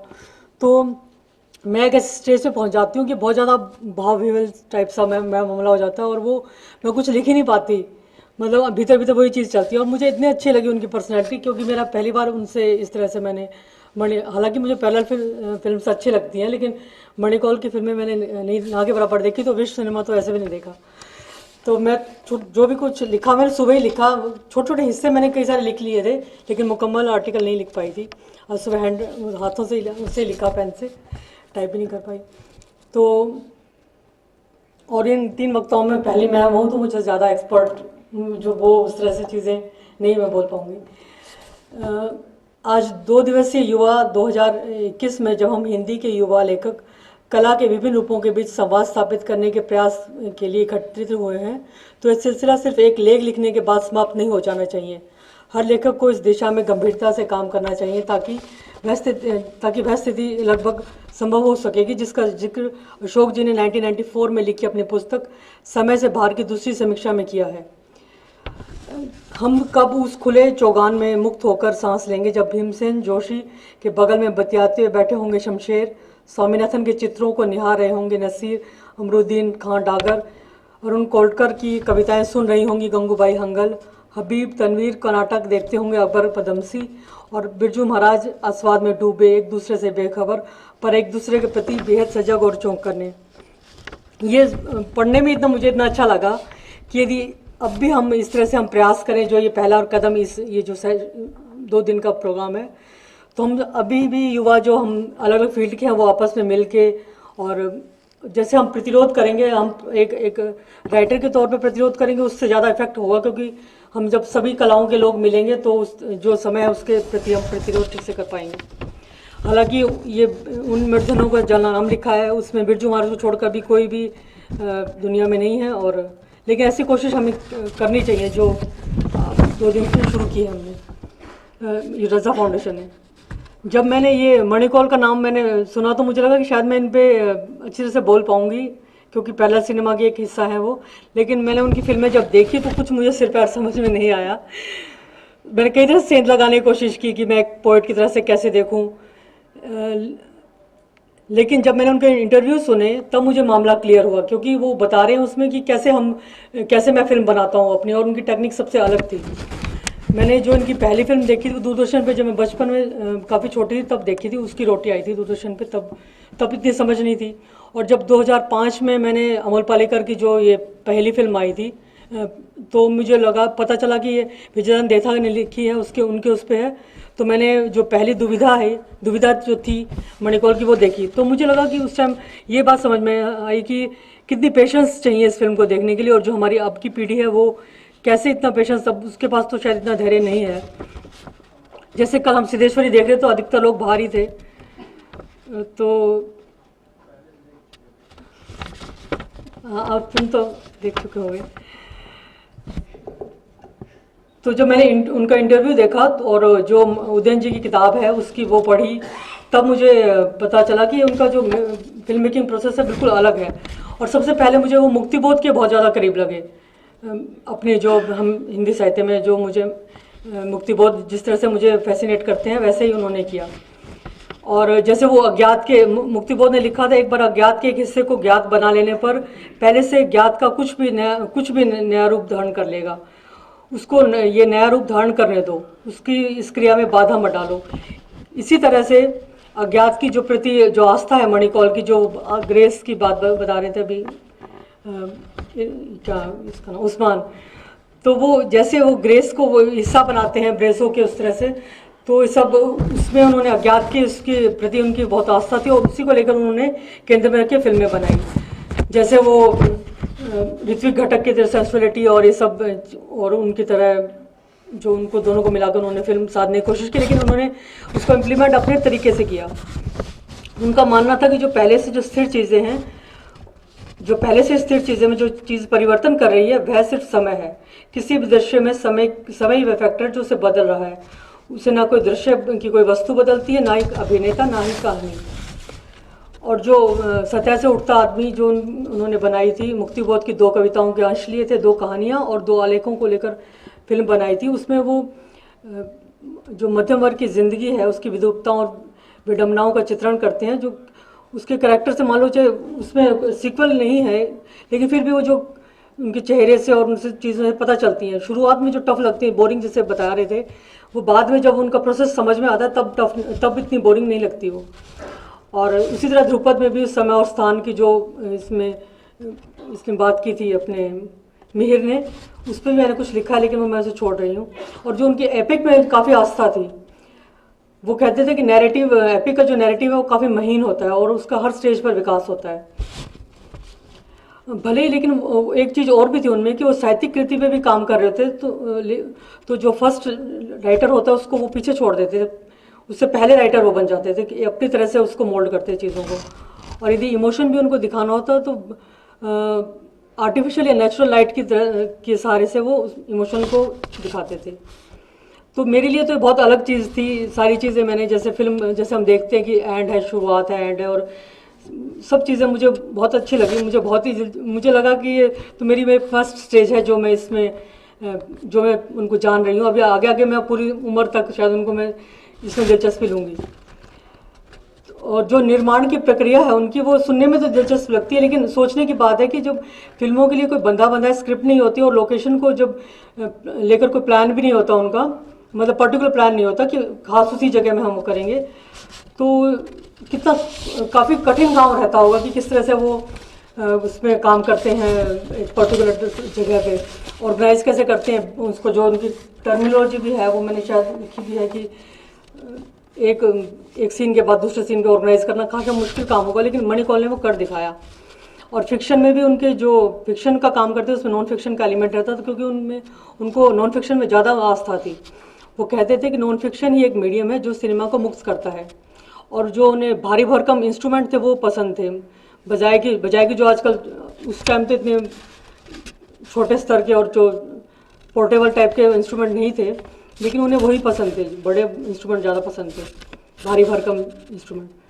और अपनी रुचि का उन्होंने काम किया। तो जैसे उन्होंने मुक्तिबोध ने तोड़ी है अपनी सारी जो साहित्य में जो रूढ़िता है, सारी चीज़ें जो उनकी पद्धतियाँ हैं, उसी तरह मणिकौल ने भी तोड़े हैं। और तमाम आर्थिक कठिनाई से भी उन्होंने जूझते हुए फिल्म में अपनी आइडियोलॉजी के साथ सिनेमा को में कई तरह के प्रयोग करके फिल्म निर्माण किया और स्थापित यथार्थवाद को तोड़ा। और जो सिलेक्टेड थीम थे उनके जरिए राजतंत्र की सच्चाइयों पर फिर से प्रचार करने को बाध्य किया। हालांकि फिल्म डिवीज़न ने भी उनका काफ़ी सपोर्ट किया और उनको कई फिल्में उस तरह उनको काम करने के लिए दिया उनकी रुचि के अनुसार। लेकिन जो आजकल मैंने देखा कि कई इंटरव्यू रजत शर्मा जिसे हम बेहतरीन, अनुराग कश्यप वगैरह, वो भी काफ़ी टफ मानते हैं और वो कह रहे थे कि हमने उनका सिनेमा देखा ही नहीं है। और वो एक पर्सनैलिटी के तौर पे उनकी तारीफ़ कर रहे थे कि एक पर्सनैलिटी वो अच्छी है और हम उनके साथ बात करना अच्छा लगता है, लेकिन सिनेमा पे उनकी खास बात नहीं की उन्होंने टफ माना। लेकिन मुझे लगता है शायद उन्होंने शायद उस तरह से उनको नहीं देखने की कोशिश की है। और जो मणिकौल कहते हैं कि फिल्म निर्माण में कहानी स्थान को तय करना एक तरह से आर्टिफिशियल काम है। जिन चीज़ों पर हम फिल्म बना रहे होते हैं वो सिर्फ एक जगह स्थिर खड़ी होती हैं। उसके बस बाद में दृश्य को बांधना होता है और इसमें तमाम तरह की संवेदनाओं को दर्शाना होता है। ये सब लगभग रेडीमेड है और बना बनाया है। जो स्थिति पहले से तय नहीं है उसमें जो अकस्मात सी चीज़ आती है और दृश्य का हिस्सा बन जाती है, वह स्थिति ही दरअसल सत्य है। जो ये ग्रेस की बात उसने की, उस्मान ने की। बस ज़्यादा कुछ और मैंने कुछ ज़्यादा लिखा नहीं, बस ये सब बोलना चाह रही थी मैं। शुक्रिया। बहुत शुक्रिया विपिन। अब आनंद जी आकर अपना वक्तव्य दें।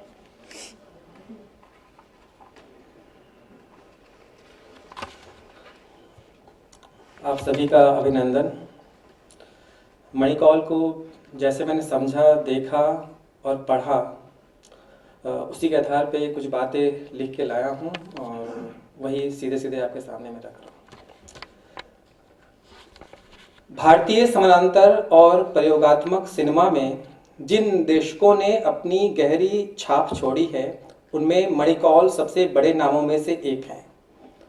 महान भारतीय फिल्म निर्देशक ऋत्विक घटक उनके गुरु थे और उनके जीवन एवं सिनेमा पर उनका प्रत्यक्ष या परोक्ष प्रभाव रहा है। हालांकि मणिकौल रियलिस्टिक फिल्म मेकर थे। मणिकौल सिनेमा में अभिव्यक्ति की नई भाषा की खोज करते नजर आते हैं। उनकी फिल्में चीजों को नए नजरिए से देखने का उपक्रम करती हैं। एक ही फ्रेम में कविता, संगीत और पेंटिंग को दिखाने का साहस वे बार बार करते हैं।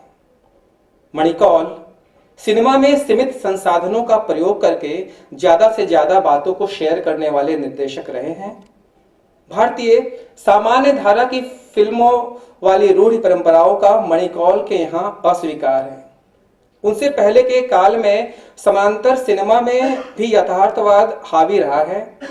मणिकौल अपनी पूर्ववर्ती परंपराओं को न सिर्फ तोड़ते हैं, बल्कि समानांतर सिनेमा में नई परंपरा की शुरुआत भी करते हैं। वे फिल्मों में कला और सौंदर्य बोध को भी महत्व देते हैं। उनकी फिल्में चलती फिरती पेंटिंग सरीखे लगती है। मणिकौल का सिनेमा यानी दृश्य और श्रव्य के मेल से बनी कोई नई कृति, जिसमें कथा उस रूप में नहीं रह जाती जैसी वह लिखी गई है। उन्होंने लगातार आधुनिक साहित्यिक कृतियों पर फिल्में बनाई हैं, जिसमें उसकी रोटी, सतह से उठता आदमी, नौकर की कमीज, दुविधा, आषाढ़ का एक दिन, सारा आकाश, नजर, इडियट, बादल द्वार इत्यादि प्रमुख हैं। यहाँ एक जानकारी मैं जोड़ना चाहूंगा कि दोस्तोयेव्स्की के उपन्यास पर आधारित फिल्म इडियट आज के स्टार अभिनेता शाहरुख खान की पहली फिल्म भी है संभवतः। मणिकौल ने उन्हें सबसे पहले फिल्मों में एंट्री दिलाई थी। हालांकि यह फिल्म सीरीज के रूप में 1991 में दूरदर्शन के पर्दों तक आकर सीमित रह गई एवं भारत में लगभग 25 वर्षों के बाद 2016 में मुंबई फिल्म फेस्टिवल में दिखाई गई थी। हालांकि विदेश में इसका प्रदर्शन हो चुका था। साहित्य में एक प्रमुख तत्व भाषा है एवं भाषा के आधार पर ही कई साहित्यकारों के लेखन को हम आसानी से पहचान लेते हैं। पर मणिकौल की साहित्य केंद्रित फिल्मों की भाषा को अगर हम देखें तो वे अपनी फिल्मों की भाषा में नए प्रयोग एवं नवाचार करते नजर आते हैं। मणिकौल सिनेमा में ऐसे परिदृश्य निर्मित करते हैं जहां उनके पात्र अभिनेताओं की तरह ना होकर सामान्य से सामान्यतर मनुष्य की तरह संवाद बोलते हैं। उन संवादों में सामान्य सिनेमा के संवादों जैसा उतार चढ़ाव नहीं रहता। अभिनय या संवाद के कारण कहीं भी उन्हें नाटकीय तत्व दिखते हों तो वे अवश्य ही उस दृश्य की समीक्षा करते होंगे। उनके पात्रों की देह भाषा एवं भाव भंगिमाएं बिल्कुल सामान्य मनुष्य की तरह होती थी। उसकी रोटी से आरंभ कर सतह से उठता आदमी एवं सिद्धेश्वरी से गुजरते हुए हमें लगभग उनकी हर फिल्म में यह बात दिख जाएगी। उनकी फिल्में धीरज, गंभीरता और फोकस रहने की मांग करती हैं। अगर आप धैर्य नहीं रख पाए तो उनकी फिल्मों में मौजूद छोटे छोटे ऑब्जर्वेशंस के आपकी नजरों से छूटने की पूरी संभावना रहेगी। सतह से उठता आदमी में मणिकौल मुक्तिबोध के जीवन एवं उनके साहित्य को सिनेमा के धरातल पर अभिव्यक्त करते हैं। इस फिल्म की कोई एक कथा नहीं है, बल्कि इस फिल्म में कई स्वतंत्र कथाएं हैं। कहीं कहीं तो एक दृश्य में ही पूरी कथा कह डाली गई है। कुछ दृश्यों के फिल्मांकन तो इतने गजब के हैं कि जो मन मस्तिष्क पर ठहर जाते हैं, जैसे मुख्य नायक रमेश का सीढ़ियों पर से गिरने का दृश्य, मुकेश बारपेटे के रसोई का दृश्य, धुन में घोड़े के चलने का दृश्य, मौलवी साहब के सामने रमेश द्वारा सिगरेट के छल्ले उड़ाने का दृश्य इत्यादि। फिल्म में एक जगह एक हिंदू व्यक्ति सुनसान रास्ते में संदेह के साथ आगे बढ़ रहा है। फिल्म में उसकी छाया को आगे बढ़ते दिखाया गया है। उस छाया पर एक मौलवी की छाया पड़ती है। दोनों साथ चलते हुए बातें करने लगते हैं और संदेह दूर हो जाता है। छाया के माध्यम से बहुत गहरी बात निर्देशक कह जाते हैं। दरअसल अंधेरे में कविता में भी हम जगह जगह छाया का प्रयोग देख सकते हैं। आप फिल्म की कथाओं के सूत्र आपस में जोड़कर भी देख सकते हैं, यह अलग अलग भी। पात्र के रूप में आप रमेश में मुक्तिबोध की कल्पना भी कर सकते हैं, जिनके इर्द गिर्द घटनाएं हो रही हैं। रमेश के चरित्र में अंधेरे में का अंतर्द्वंद और आत्मसंघर्ष दिखाई पड़ता है, जहां वे खुद से और समाज से सवाल पूछते हैं। अंधेरे में कविता की पंक्तियां जब बैकग्राउंड में चल रही होती है तो दिखाए जा रहे दृश्यों में भी वे पंक्तियां ध्वनित होती रहती है। अंधेरे में कविता की फैंटेसी भाषा को नए अर्थ और ऊंचाई प्रदान करती है एवं अपने पाठकों से स्वयं अर्थ खोलने की अपेक्षा रखती है। ठीक इसी तरह मणिकौल फिल्म देखने की नई संस्कृति की मांग करते हैं, जिसमें दर्शक खुद अपनी समझ और बुद्धि के अनुसार फिल्म से तत्व ग्रहण करें, बनिस्बत इसके कि उसके सामने सब कुछ परोस कर रख दिया जाए। मुक्तिबोध की कविताएं जिस गंभीरता और धैर्य की उम्मीद करती है, वैसे ही यहाँ दर्शक को भी होना होगा। मुक्तिबोध या गंभीर साहित्य का पाठक उस फिल्म का भी बेहतर दर्शक हो सकता है। इनके बाहर के लोग शायद इस फिल्म को उतने धैर्य के साथ न देख पाए। मणिकौल से साक्षात्कार की किताब अभेद आकाश की भूमिका में उदयन वाजपेयी जी इस संदर्भ में लिखते हैं कि फिल्मों को जिन तरीकों से देखने की हमारी आदत बन गई है, मणिकौल की फिल्में देखते समय ये तरीके कारगर सिद्ध नहीं हो पाते। शायद ये फिल्में हमसे देखने के नए ढंग की अपेक्षा रखती हैं, और मेरा अनुभव है कि अगर हम थोड़े धीरज से उनकी फिल्में देखें तो ये फिल्में हमें देखने के तरीके खुद ही प्रदान करती हैं। सतह से उठता आदमी के पहले 8 मिनट में किसी पात्र का कोई संवाद नहीं है। यहीं पर दर्शकों के धैर्य की परीक्षा हो सकती है। दरअसल मणिकौल फिल्म में ऐसे दृश्य रचते हैं जो अपने आप में एक संसार है। आप वहां आख्यान भी ढूंढ सकते हैं, जिसमें वे बिना शब्दों के ही बहुत कुछ कह जाते हैं। ऐसा लगभग उनकी हर फिल्म में है। कई लोगों को यह शिकायत भी रहती है कि वहां शब्द कम है, पर शब्दों के कम रहने का कारण यह है कि वहां दृश्य ही शब्द का काम करते हैं। साथ ही पार्श्व में चलता संगीत दृश्य में जान डाल देते हैं।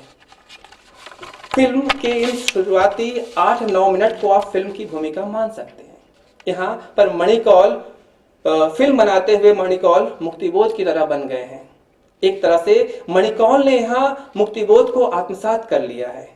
मुक्तिबोध जब लिखते हैं तो यह सोचकर नहीं लिखते कि पाठक क्या पसंद करेगा। अगर कविता गवाह है तो मुक्तिबोध एक गवाह की तरह जो कुछ भी अपने आसपास देखते हैं उन्हें अपने शब्द देते हैं।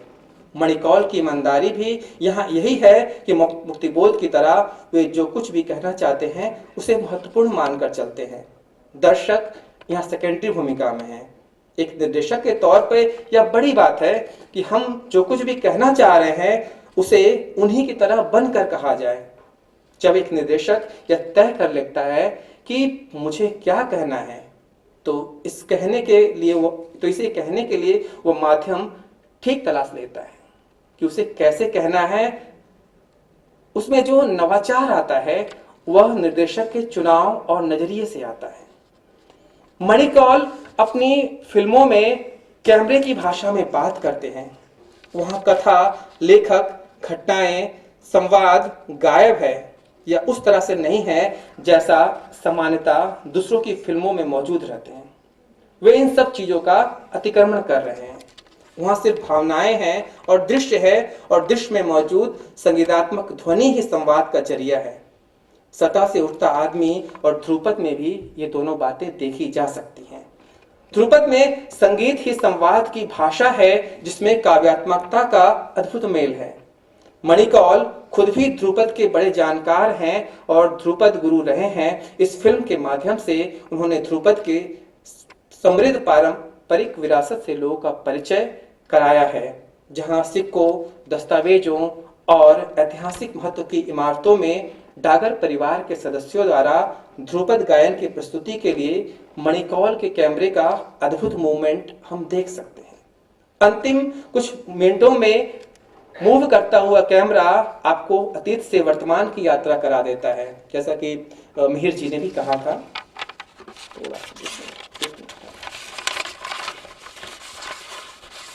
मणिकौल की एडिटिंग की तकनीक थोड़ी अलग है। उनके लिए स्क्रिप्ट ही सब कुछ नहीं है। स्क्रिप्ट के बाहर ही अचानक घटित हुआ कोई दृश्य उन्हें महत्वपूर्ण लगता है तो वे अपनी सोच का वहां इस्तेमाल करते थे। इसलिए उनकी फिल्मों के दृश्य अलग दिखते हैं। जहां एक यथार्थवादी निर्देशक अपनी स्क्रिप्ट के अनुसार ही चीजों को दृश्य में उतारने का रूढ़िवादी प्रयास करेगा। मणिकौल एक बहुत बड़े कला प्रेमी थे और उनकी फिल्मों में कला से बहुत कुछ लिया गया है, पर कला में सब कुछ मूर्त नहीं होता। वहां अनुभूति और संवेदना का अपना महत्व है। दर्शकों को उसमें ढेर सारे तत्व ढूंढने पड़ते हैं। उसे समझने के लिए कला की अंतरात्मा में प्रवेश करना होगा। मणिकौल अपने अभिनेताओं से भी यही अपेक्षा रखते थे कि वे पात्र के चरित्र की अंतरात्मा में प्रवेश करके उसे प्रस्तुत करें। इससे डॉक्यूमेंट्री और फीचर फिल्म की रेखा कहाँ खत्म हो जाती है पता ही नहीं चलता। पिछले दिनों मणिकौल की 2 चर्चित फिल्मों की अभिनेत्री मीता वशिष्ठ जी से मैंने एक लंबी बातचीत की थी। उन्होंने कहा था कि मीता वशिष्ठ ने मणिकौल के निर्देशन के संबंध में कहा कि वे अभिनय के रियलिस्टिक तरीकों को नहीं मानते थे। वे कहते थे कि मैं जो कुछ भी चाहता हूं आप उसे प्रस्तुत करो। वे एक्टिंग को प्रस्तुत करना मानते थे। वे ये नहीं कहते थे कि आप रियल सिद्धेश्वरी कैसे बन सकती हैं, बल्कि आपको उनके विचारों को प्रस्तुत करना है। आपको सिद्धेश्वरी जी के चेहरे से हटकर उनकी अंतरात्मा तक पहुंचना है एवं उसे उभारना है। अपने महान एक्टर के रूप में आपने जो आदतें बना रखी हैं उससे हट कर देखिए कि आप कौन हैं, आप उसे कहां तक ले जा सकती हैं। सिनेमा जगत में अपने समय से 2 कदम आगे की सोच रखने वाले आधुनिक निर्देशक के रूप में उन्होंने पहचान बनाई थी। युवा पीढ़ी मणिकौल के सिनेमा को अधिक से अधिक से परिचित हो एवं इसके लिए फिल्म समीक्षकों, शिक्षकों, लेखकों और कला प्रेमियों की भूमिका भी महत्वपूर्ण हो जाती है। रजा न्यास ने इस कार्यक्रम के माध्यम से मणिकौल पे जो महत्वपूर्ण चर्चा कराई है उसके लिए मैं अशोक वाजपेयी जी को भी धन्यवाद देना चाहूँगा। और चूँकि मणिकौल की कुछ एक फिल्मों के निर्माण से भी जुड़े हुए रहे हैं, इसलिए भी यह आयोजन महत्वपूर्ण हो जाता है। हम अपनी कुछ बातों के माध्यम से मणिकौल को समझ पाए। जैसा मैंने समझा वैसा आप लोगों के सामने प्रस्तुत किया। धन्यवाद। बहुत धन्यवाद आनंद जी। और इस सत्र के अंतिम वक्ता के रूप में मैं अपनी बात अब कहना चाहती हूँ। मेरा लेख बहुत बड़ा है और लेख के आधार पर नहीं बोलूँगी। मणिकौल का सिनेमा देखते हुए, उनके इंटरव्यूज़ पढ़ते हुए या उनके सिनेमा को बार बार समझने के लिए देखते हुए मैंने जो अनुभव किया मैं उसकी बात करूँगी। मणिकौल के बारे में पढ़ते हुए मुझे एक महत्वपूर्ण बात पता चली कि मणिकौल बचपन में मायोपिया से ग्रस्त थे। अब मुझे लगने लगा कि मायोपिया से ग्रस्त व्यक्तियों को आसपास की चीज़ें जो है वो वही दिखती हैं, दूर सब कुछ धुंधला दिखता है। और बहुत बाद में जब उनकी फिल्मों की समीक्षा पढ़ती हूँ तो पाती हूँ कि उनकी फिल्में ऑब्सक्योर है। ये दुर्बोधता, ये धुंधलापन कहाँ से आता है? ऐसा ही कुछ धुंधलापन शमशेर की कविताओं के पास मिलता है। और शमशेर हिंदी कविता की दुनिया में ऐसी कविताएं लेके आते हैं, ऐसे दृश्य लेकर आते हैं जो उनसे पहले कभी नहीं थे। मणिकौल वही काम सिनेमा में करते हैं। वह व्यक्ति जिसे सब कुछ साफ नहीं दिखता हो, उसमें देखने की एक अलग तरह की छटपटाहट होती है। और उस विषाद से जब निकलता है वो, और जब उसको साफ दिखने लगता है, एक तो दिखना शुरू हुआ जब चश्मा लग गया, दूसरा दिखना शुरू हुआ जब वो FTII गए और वहां उनको गुरु के रूप में मिल गए ऋत्विक घटक। उस समय सत्यजीत रे के एक तरह से अगुवाई में भारत में एक अलग तरह का सिनेमा विकसित हो रहा था, जिसकी बाहर फ्रांस में खास तौर से बहुत धूम थी। और विद्रोही स्वभाव के मणिकौल घटक और रे से प्रभावित होते हुए भी गुरु से विद्रोह करके थोड़ा सा उधर आगे निकलते हैं। ब्रेसा का भी उन पर बहुत प्रभाव है। अब जैसे अभी हम लोग बातचीत कर रहे थे ध्रुपद फिल्म की, खास तौर से गोपी का जो चरित्र है, एक दृश्य में गोपी का सिर्फ चेहरा दिखता है और उस पूरे दृश्य में गोपी की सिर्फ आंखें घूमती हैं, पूरा चेहरा स्थिर है। ये प्रभाव उनके ऊपर ब्रेसा से आता है, लेकिन बिल्कुल ब्रेसा से ही प्रभावित नहीं है। इसी फिल्म के एक अन्य दृश्य में सीढ़ियों से चढ़ने का दृश्य है, सिर्फ पैर दिखाए जाते हैं वहां पर। इस तरह के प्रयोग सिर्फ मणिकौल ही कर रहे थे, यह कहा जा सकता है उस समय के हिसाब से। एक चीज और कहना चाहूंगी, मणिकौल के सिनेमा में, और उस समय जो पूरी दुनिया भर का सिनेमा था और भारतीय शास्त्रीयता से देखते हुए आए, तो नाटक के रूप को विकसित करके सिनेमा माना गया, जिसमें दृश्य काव्य भी है, श्रव्य भी है, हम देख भी रहे हैं, सुन भी रहे हैं, प्रभावित हो रहे हैं, साधारणीकरण हो रहा है, सब कुछ है। लेकिन फिर मणिकौल के सिनेमा में क्या अद्भुत है, वह नायिका के अधर नहीं हिल रहे, वहां पे वक्ष, नितंब और कमर नहीं है। जहां मोहनाकेश के नाटक पर आधारित जो मीता वशिष्ठ जिसमें नायिका है, मीता जी नहीं, रेखा जी, उसमें फिर महत्वपूर्ण क्या है, कैसे वो उदासी को दिखा रहे हैं। मणिकौल ने सबसे ज्यादा अपनी फिल्मों में हथेलियों का प्रयोग किया। उसकी रोटी फिल्म में बार बार हथेलियां दिखती हैं, और उसकी रोटी उनकी पहली फिल्म थी, और उसकी रोटी पर बहुत आरोप लगे कि ये तो महा बोरिंग और उबाऊ, ये तो पैरेलल से भी महा पैरेलल है, इसको देख के तो समीक्षक भी उब जाए, ऐसी फिल्म है। लेकिन उसकी रोटी को जब आप देखते हैं थोड़े धैर्य के साथ, जीवन सभी सुंदर चीजों के लिए हमसे थोड़ा धैर्य मांगता है। फूल अपने समय पर खिलता है, सूरज भी भोर के बाद ही अपना प्रकाश लेकर आता है। सुंदर सिनेमा भी समय मांगता है। सुंदरता से मेरा मतलब ये नहीं है कि उसमें बहुत फूल है और बहुत खुशबू है और हीरोइन बहुत खूबसूरत है। सुंदरता से मेरा मतलब है दृश्य की समझ। उदयन वाजपेयी जी से बातचीत में अबेर आकाश में एक जगह कहते हैं कि फिल्मकार तो बहुत हैं, लेकिन दर्शक के पास देखने की वो समझ नहीं है। ऐसे दर्शक चाहिए। ऐसे दर्शक तब भी थोड़े बहुत जरूर थे, और पश्चिम में तो थे ही, और अपने यहाँ भी ऐसे लोग थे। अब ऋत्विक घटक ने 2 डॉक्यूमेंट्रीज बिहार सरकार के लिए बनाई थी। 2 महीना आदिवासियों के बीच में रहे थे वो, उसका भी उनके ऊपर प्रभाव पड़ा। वो कहते थे कि जिनके लिए हम सिनेमा बना रहे हैं, हम वहां जाकर रहें, उस परिवेश को समझें, उनके जीवन को जानें और फिर उस सिनेमा को बनाएं। तो पहली चीज जो मैं मणिकौल में सबसे अलग मानती हूँ, वो कहीं ना कहीं मैं मानती हूँ कि वो सिनेमा को उस तरह से बरतते हैं जैसे शमशेर अपनी कविताओं में उदासी को, चुप्पी को और चुप्पियों के बीच की जो जगह है उसको बरत रहे थे। दूसरी चीज, हम बार बार भारतीय परंपरा में भी कहा जाता है कि ध्वनियां नष्ट नहीं होती हैं, लेकिन ध्वनियां सिर्फ बोलने, उच्चरित करने से नहीं होती हैं। अनेक ऐसी ध्वनियां हैं जो विद्यमान है परिवेश में, और अनेक ऐसी ध्वनियां हैं जो हमारे भीतर होती हैं। मेरी बेटी एक स्पेशल चाइल्ड है, तो उन बच्चों की दुनिया अलग होती है। जब डॉक्टर्स कहते हैं कि उनको सेंसरी इनपुट ज्यादा मिल रहा है या कम मिल रहा है और वो डिस्टर्ब हो रहे हैं, वो कैसे डिस्टर्ब हो रहे हैं, उनसे तो कोई बात नहीं कर रहा। हमारा ब्रेन, हमारे स्पाइनल कॉर्ड, हमारे जो रिसेप्टर्स हैं, सब शरीर को कुछ ना कुछ कमांड देते रहते हैं। तो ध्वनियां सब जगह हैं, भले वो हम सुने नहीं। और सुनने का काम, जब हम सिनेमा देखते हैं तो सुनने का काम सिर्फ हमारी कान नहीं करते, हम आंखों से भी सुनते हैं, हम देख कर भी समझते हैं।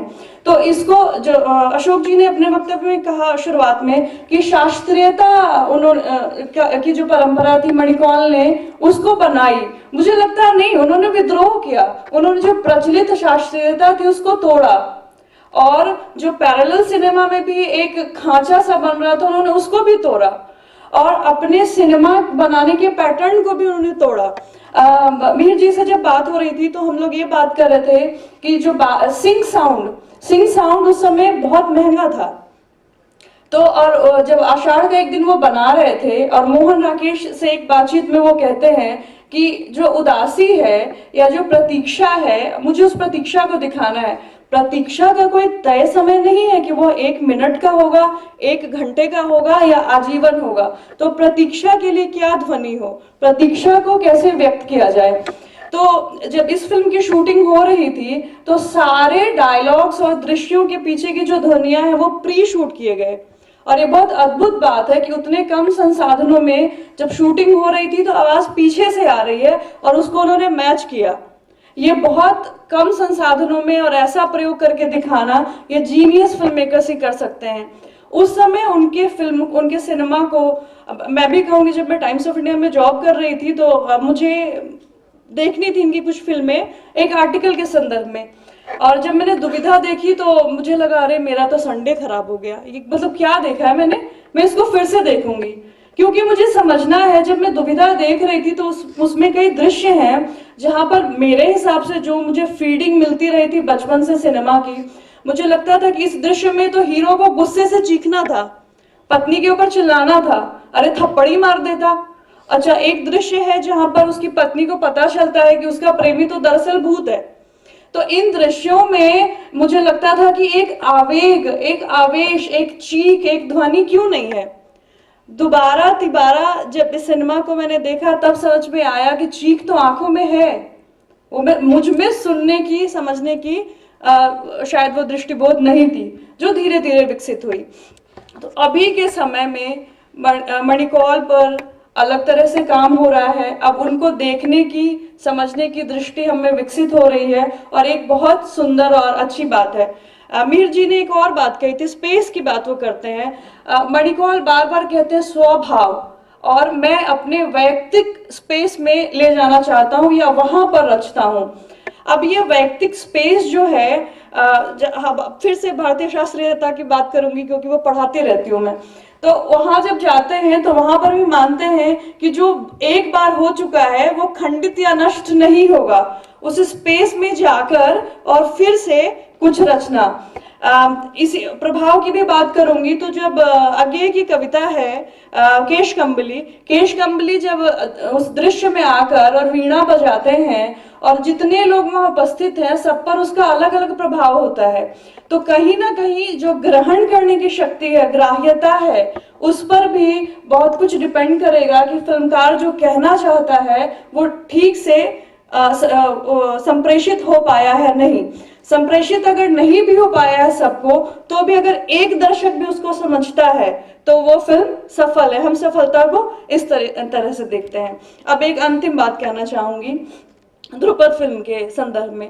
ध्रुपद में एक दृश्य है, आरंभिक दृश्य है, जहां पर टागर साहब बैठे हुए हैं, रुद्र वीणा है और पीछे भोर का समय है, केसरिया उजास सा है और बिलास खान तोड़ी गा रहे हैं।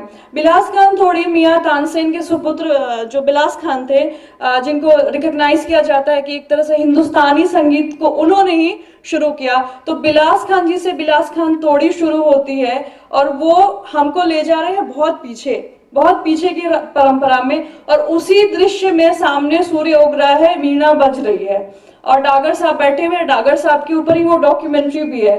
तो शुरू में देखने पर समझ नहीं आता, लेकिन उस दृश्य को देखने, उसको पीने, उसको बूझने की सलाहियत थोड़ा समय, थोड़ा धैर्य, थोड़ी प्रतीक्षा मांगती है। और मुझे लगता है कि मणिकौल के पूरे सिनेमा का मूल जो है तत्व वो है प्रतीक्षा और उसको समझने की इच्छा। धन्यवाद।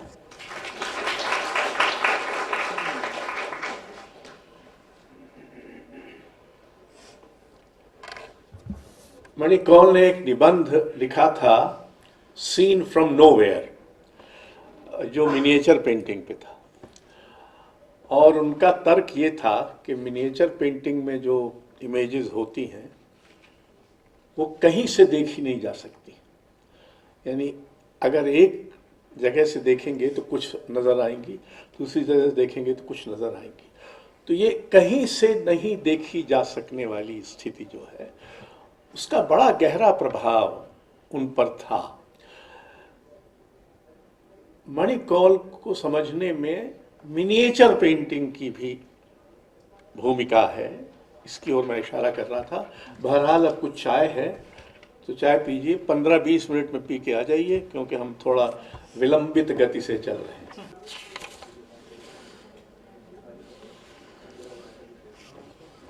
इस सत्र में हम 6 प्रतिभागी दार्शनिक कलाविद श्री मुकुंद लाठ पर बातचीत करेंगे।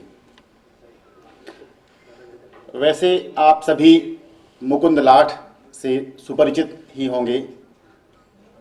मुकुंद लाठ ने प्राचीन साहित्य और शास्त्र, दर्शन और चिंतन, संगीत और नाट्य, कविता, परंपरा और आधुनिकता पर बहुत सुदीर्घ चिंतन किया है और बहुत सारे प्रश्न उन्होंने अपने चिंतन में प्रस्तावित किए हैं और उनका सारा चिंतन प्रश्नों के ही आलोक में है।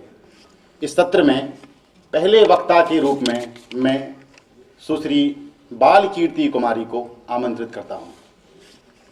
माइक एडजस्ट कर दीजिएगा।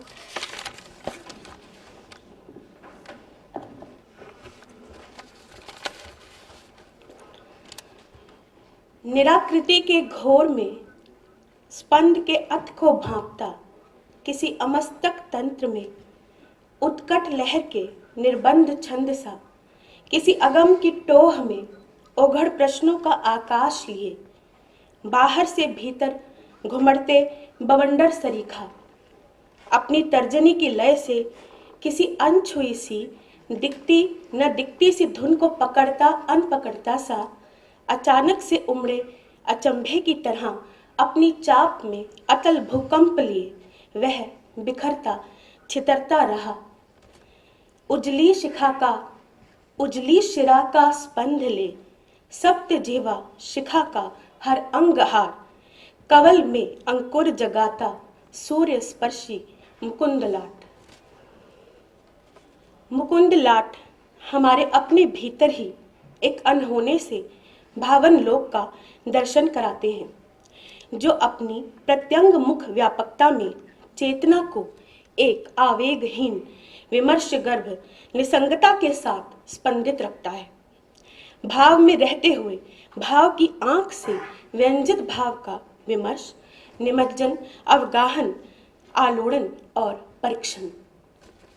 मुकुंद लाठ की वैज्ञानिक विचार दृष्टि सांचे ढली दृष्टि विकल सपाट सी उतली अवधारणाओं को एक अतल अगाध मनुष्य के अपने विराट परिसर में ले आती है, जहां पूरा मनुष्य भाव, मनुष्य के अर्थ बोध के बहुस्तरीय आयाम, कई धरातलों पर सताती यातनाएं, निरर्थकताएं, इसकी अंतर्दृष्टि इनमें होते हुए इनसे तादात्म्य के साथ भीतर एक उन्मेष जगाती हुई अपने से हटकर, अपने से निवृत्त, अपने से परे अपने को देखती है। तब राग, संगीत, नृत्य, कलाएं, भाषा परिचित जगत से अलग एक भावन लोक में खड़े दिखते हैं। भावों के समंजस, मेलन, विन्यास की कृत्रिम और विपन्न रस सरीखी धारणाएं तब टूटने लगती हैं। वहीं से भावों की सरल, जटिल, उथली, गहरी, संकीर्ण भाव संगतियों का नवोन्मेष जागता है, जो भावन को विचार के समकक्ष उसी धरातल का आत्मचेतन विमर्श कर्म बना देता है। संभावनाओं का अनैक्य पालती आधुनिकता अपने से असहमत को अपना पूर्व पक्ष बनाती हुई तब परंपरा के भीतर सार्थक नए आलाप करती है। उर्वर किरण की उन्निद्र मुद्रा बुलावा देती कभी, पर इसी आड़त से बंधे हैं पांव। हाँ, खदेड़ा जा रहा हूं, पर यहीं का अश्वत्थ हूं, हर डाल मेरी जानती है। मुकुंद लाट का विमर्श संगीत नृत्य कला के तत्वों और विविध संस्कृतियों में अभिव्यक्त उनके विविध रूप कलापों, अंतर संबंधों, परंपराओं, उनके व्यूहों, उनके संवाद विवाद, सातत्य को तोड़ती क्रांतियों के बीच एक अंतःपतीय संबंध अन्वेषित करता हुआ इस पूरे पसारे को एक जल तरंग की तरह कुछ इस तरह साधता है कि इन प्यालों के बीच संस्कृति के मर्म जल की तंत्री भी झंकृत हो उठती है।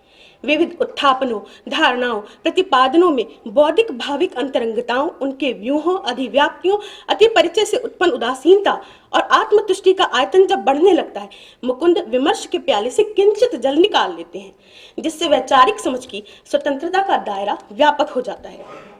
फिर इन प्यालों पर आलाप भी बचता है, जोड़ भी फिरकी की तरह नाचती मुकुंद मुंगरी पर, झाला की गूंज पर तो वक्त ठिठक ठहर जाता है। नाटक के विभाव अनुभाव संचारी सूत्र से रस निष्पत्ति की तुलना में नृत्य में शरीर की सौष्ठवमयी चेष्टाओं के गुथाओं से जन्मती शोभा और रागदारी में स्वरों के अंतरालों से उभरते राग भाव को राग के मर्म की तरह पकड़ते मुकुंद हमें हमारी परंपरा की प्रश्नवाचकता की याद दिलाते हुए पश्चिम की सार्वभौम विजय वाली तथाकथित आधुनिकता, जिसके मूल में औपनिवेशिकता का स्वर है, उसके विरुद्ध एक मानसिक स्वराज लाने के लिए आह्वान करते हैं। क्यों नहीं अपना स्वतंत्र प्रपंच साधती आधुनिकता परंपरा के तानपुरे को सुरों के पट या भित्ति की तरह जान अपने हर अभिनव सुर लगाव चाल गति का प्रतिबिंब देख सकती? क्यों नहीं पश्चिम की छाया से मुक्त हो हम अपनी इतिहास दृष्टि में पश्चिम के एब्स्ट्रैक्ट से अधिक अर्थगर्भी स्वयं प्रतिष्ठ को देख सकते? क्यों 2-2.5 हजार साल पुराने और अपने सुविचारित शास्त्रों के साथ हमारे नृत्य और संगीत में पश्चिम के अनुकरण से एब्स्ट्रैक्ट की ओर जाती कला चेतना के बरअक्स स्वयं प्रतिष्ठ से अनुकरण की ओर बढ़ती अपनी कला चेतना को रख हम नहीं देख पाते कि नॉन फिगरेटिव कला का जो दावा है कि उसमें अभूतपूर्व कुछ है, हमारे अपने इतिहास की हमारी अपनी अनदेखी है? क्यों सभी कलाएं रस में निमज्जित निज स्वरम हो? मुकुंद देश प्रधान कलाओं की सरोद की उंगली पटल जैसी दिखती निर्मिति के भीतर भी तल छंद सरीखे ढांचे या फ्रेट्स खोज लेते हैं। प्रत्येक राग की अपनी एक विशिष्ट निर्मिति, चलन, स्वर योजना, संबंध को रेखांकित करते मुकुंद उसमें नई नई उपज, बढ़त की असीम संभावनाओं को हमें दिखाते हैं। निभा लो इसे छब अजानी अनाविल, पुरानी उकटने का कब काम क्या है? और फिर राग के भीतर से उभरती है राग को पुनर्नवा करती राग दृष्टि। स्वर से राग नहीं, राग से स्वर बनता है। खुलता हो मुक्त बंध उन्हीं उन्हीं फंदों के एन बीच, अंदर खेल के ही पनपता है खेल। नृत्य में भी उसकी एक मुद्रा को अगले ही क्षण अपदस्थ करती मुद्रा में विक्षेप की अनबूझ लीला का रहस्य दिख पड़ता है। विक्षेप की अनबूझ लीला नई मुद्रा ले बड़ी है, अंग जितना टूटता है अंग से विस्तार उतना गुद खिला है। नृत्य के आकाश में अनदिख हमारे देखने के शून्य भीतर नाचता है। विचार के पूरे पसारे को एक शततंत्री वीणा की तरह मुकुंद सामने फैला देते हैं। उस वृहदाकार साउंड बोर्ड पर खड़े दिखते हैं फिर कला, विचार, दर्शन, इतिहास, साहित्य, नृत्य और संगीत के मेरू, जिसके पूरे शरीर पर अंतः सूत्रों के अनन्य गुथाव में तार ही तार फैले होते हैं। फिर वे विविध प्रत्ययों की तत्व मीमांसा, ज्ञान मीमांसा और रस मीमांसा को यूनिट या कोर्स की तरह जीवंत स्वरों और पिच की एक विस्तृत श्रृंखला में विविध तरह ट्यून कर करके देखते हैं। इस बीच विविध कलाओं को वे बारी बारी ट्यूनिंग टूल्स की तरह बरतते हैं। उनके आत्मचेतन मैलेट्स किसी उधर्वतर चेतना में ऊपर की ओर मुड़े रहते हैं। उन्मेष में आंख के ऊपर की ओर खुलने का भाव ली। विचार की इस पूरी अभ्यंतरिकी में क्या है क्या नहीं है पर विचार करते मुकुंद पुलों और तारों की संख्या में अभिवृद्धि करते चलते हैं। जैसे ऐतिह्य जैसे मेरू को जोड़ना, भाव वृत्तियों की त्रिपुटियां बनाना, हर बढ़त या उपज में पुराने की छाया को चीन लेना, जैसे ध्रुपद के प्रबंध में रूप कालप्ति या सालक सूर के लिए छायालग। परंपरा आधुनिकता के बीच अपने मिजराबों से निर्बंध ग्लाइड करते मुकुंद चिंतन की अपव्याख्या जैसे प्रतिच्छेदी सुरों को अपनी ज्योति रग्र परिप्रेक्षा धर्मी सूझ की उंगलियों से मफल करते हैं, जैसे पश्चिम की अपव्याख्यायित एथनोम्यूजिकोलॉजी को। अपने स्वीकरणों में भी मूल के मिजराबों को भाव की उंगलियों में पहन काव्य लहरी के सुरों पर खेलते मुकुंद के हाथ में एक पंक्ति से दूसरी पंक्ति पर ग्लाइड करते हुए अनावश्यक विस्तार को समेटने के लिए विचित्र वीणा के कांच बट्टे की तरह सूझ का एक शालिग्राम रहता है। कहीं थोड़ी सी शल्य चिकित्सा करते, कहीं बिंब तराशते, मुकुंद भाव की उठान की छोटी सी सुगढ़ तान को आरोह के साथ सम पर ले जाकर कभी एक झटके से गिरा देते हैं। जयपुर के नीलामी बाजार से 2 तार तार हुए तानपुरों को एक गठरी में बांध मुकुंद ले आए थे। उपरंजन करती अनुषंगी से दिखने वाली विविध कलाएं अवयवी सी अवयवों में व्याक्रियमान जब अपने अन्य निरपेक्ष तंत्र में अभ्युदय के धागे से एक जान, एक तीक्ष्ण वधित तेजस्वी अलौकिक गूंज में चिंतन के सहजिया तानपुरे पर इस तरह झंकृत होती हैं कि चेतना रूपी घुड़च की सतह पर उन्मेष की एक भावन ज्वारी खुल जाती है। तब व्यंजित भाव का अनुनाद इस अजय अक्षत अप्रतिहत ध्वनि गुंजन के गीति क्षण में अपने से अलग, अपने से परे अपने को सुन पाता है। उड़ गई आगल हवा की, द्वार बिखरा, खुल गया मैं, खोलता कुछ भी नहीं। पुनर्नवता का उन्मीलन जगाती मुकुंद की परंपरा से सार्थक गप की एक बानगी उनके वाक्यांशों की इस कोलाज में। स्टर्नबाक के महासूक्ति संग्रह में विवेक से नहीं कार्ड इंडेक्स से काम लिया गया है। यहाँ विद्रोह का स्वर तार सप्तक पर चढ़ गया है, छंद चूड़ामणि का है। इसके लिए उन्होंने शास्त्र प्रमाण भी ढूंढ निकाला। स्कंद पुराण का आप्तवचन है, गणिकाएं पंचचूड़ा नाम की अप्सराओं की संतति है, उनकी जाति 5वीं है। रूढ़ी बनकर धारणा चक्रक दोष में बदल जाती है। एक जगह चर्चा मिल ही गई विज्ञानेश्वर की जानी मानी मिताक्षरा टीका। कृष्ण यहाँ डिज्नीलैंड के निवासी बना दिए गए हैं। बेताल 25 का शव साधक तांत्रिक भी फिर तो फॉस्टियन मैन ही ठहरता दिख सकता है। तुम अनरिक साम गाओ। संगीत को स्वयं प्रतिष्ठित करने की चेष्टा का इससे पुराना संकेत नहीं मिलता। साइकिल के पीछे बैठी नहीं रख दी गई स्त्री, कौवा लंगड़ा रहा है, कांव में डबडबा आई बिन्ही मीण, राग की धुरा पर और ही तरह की धुरा है। वहां बिंदु अपने आप में सागर की तरह है। चुप भी रहोगे तो सुन लूंगा, उसी घाट बैठा हूं।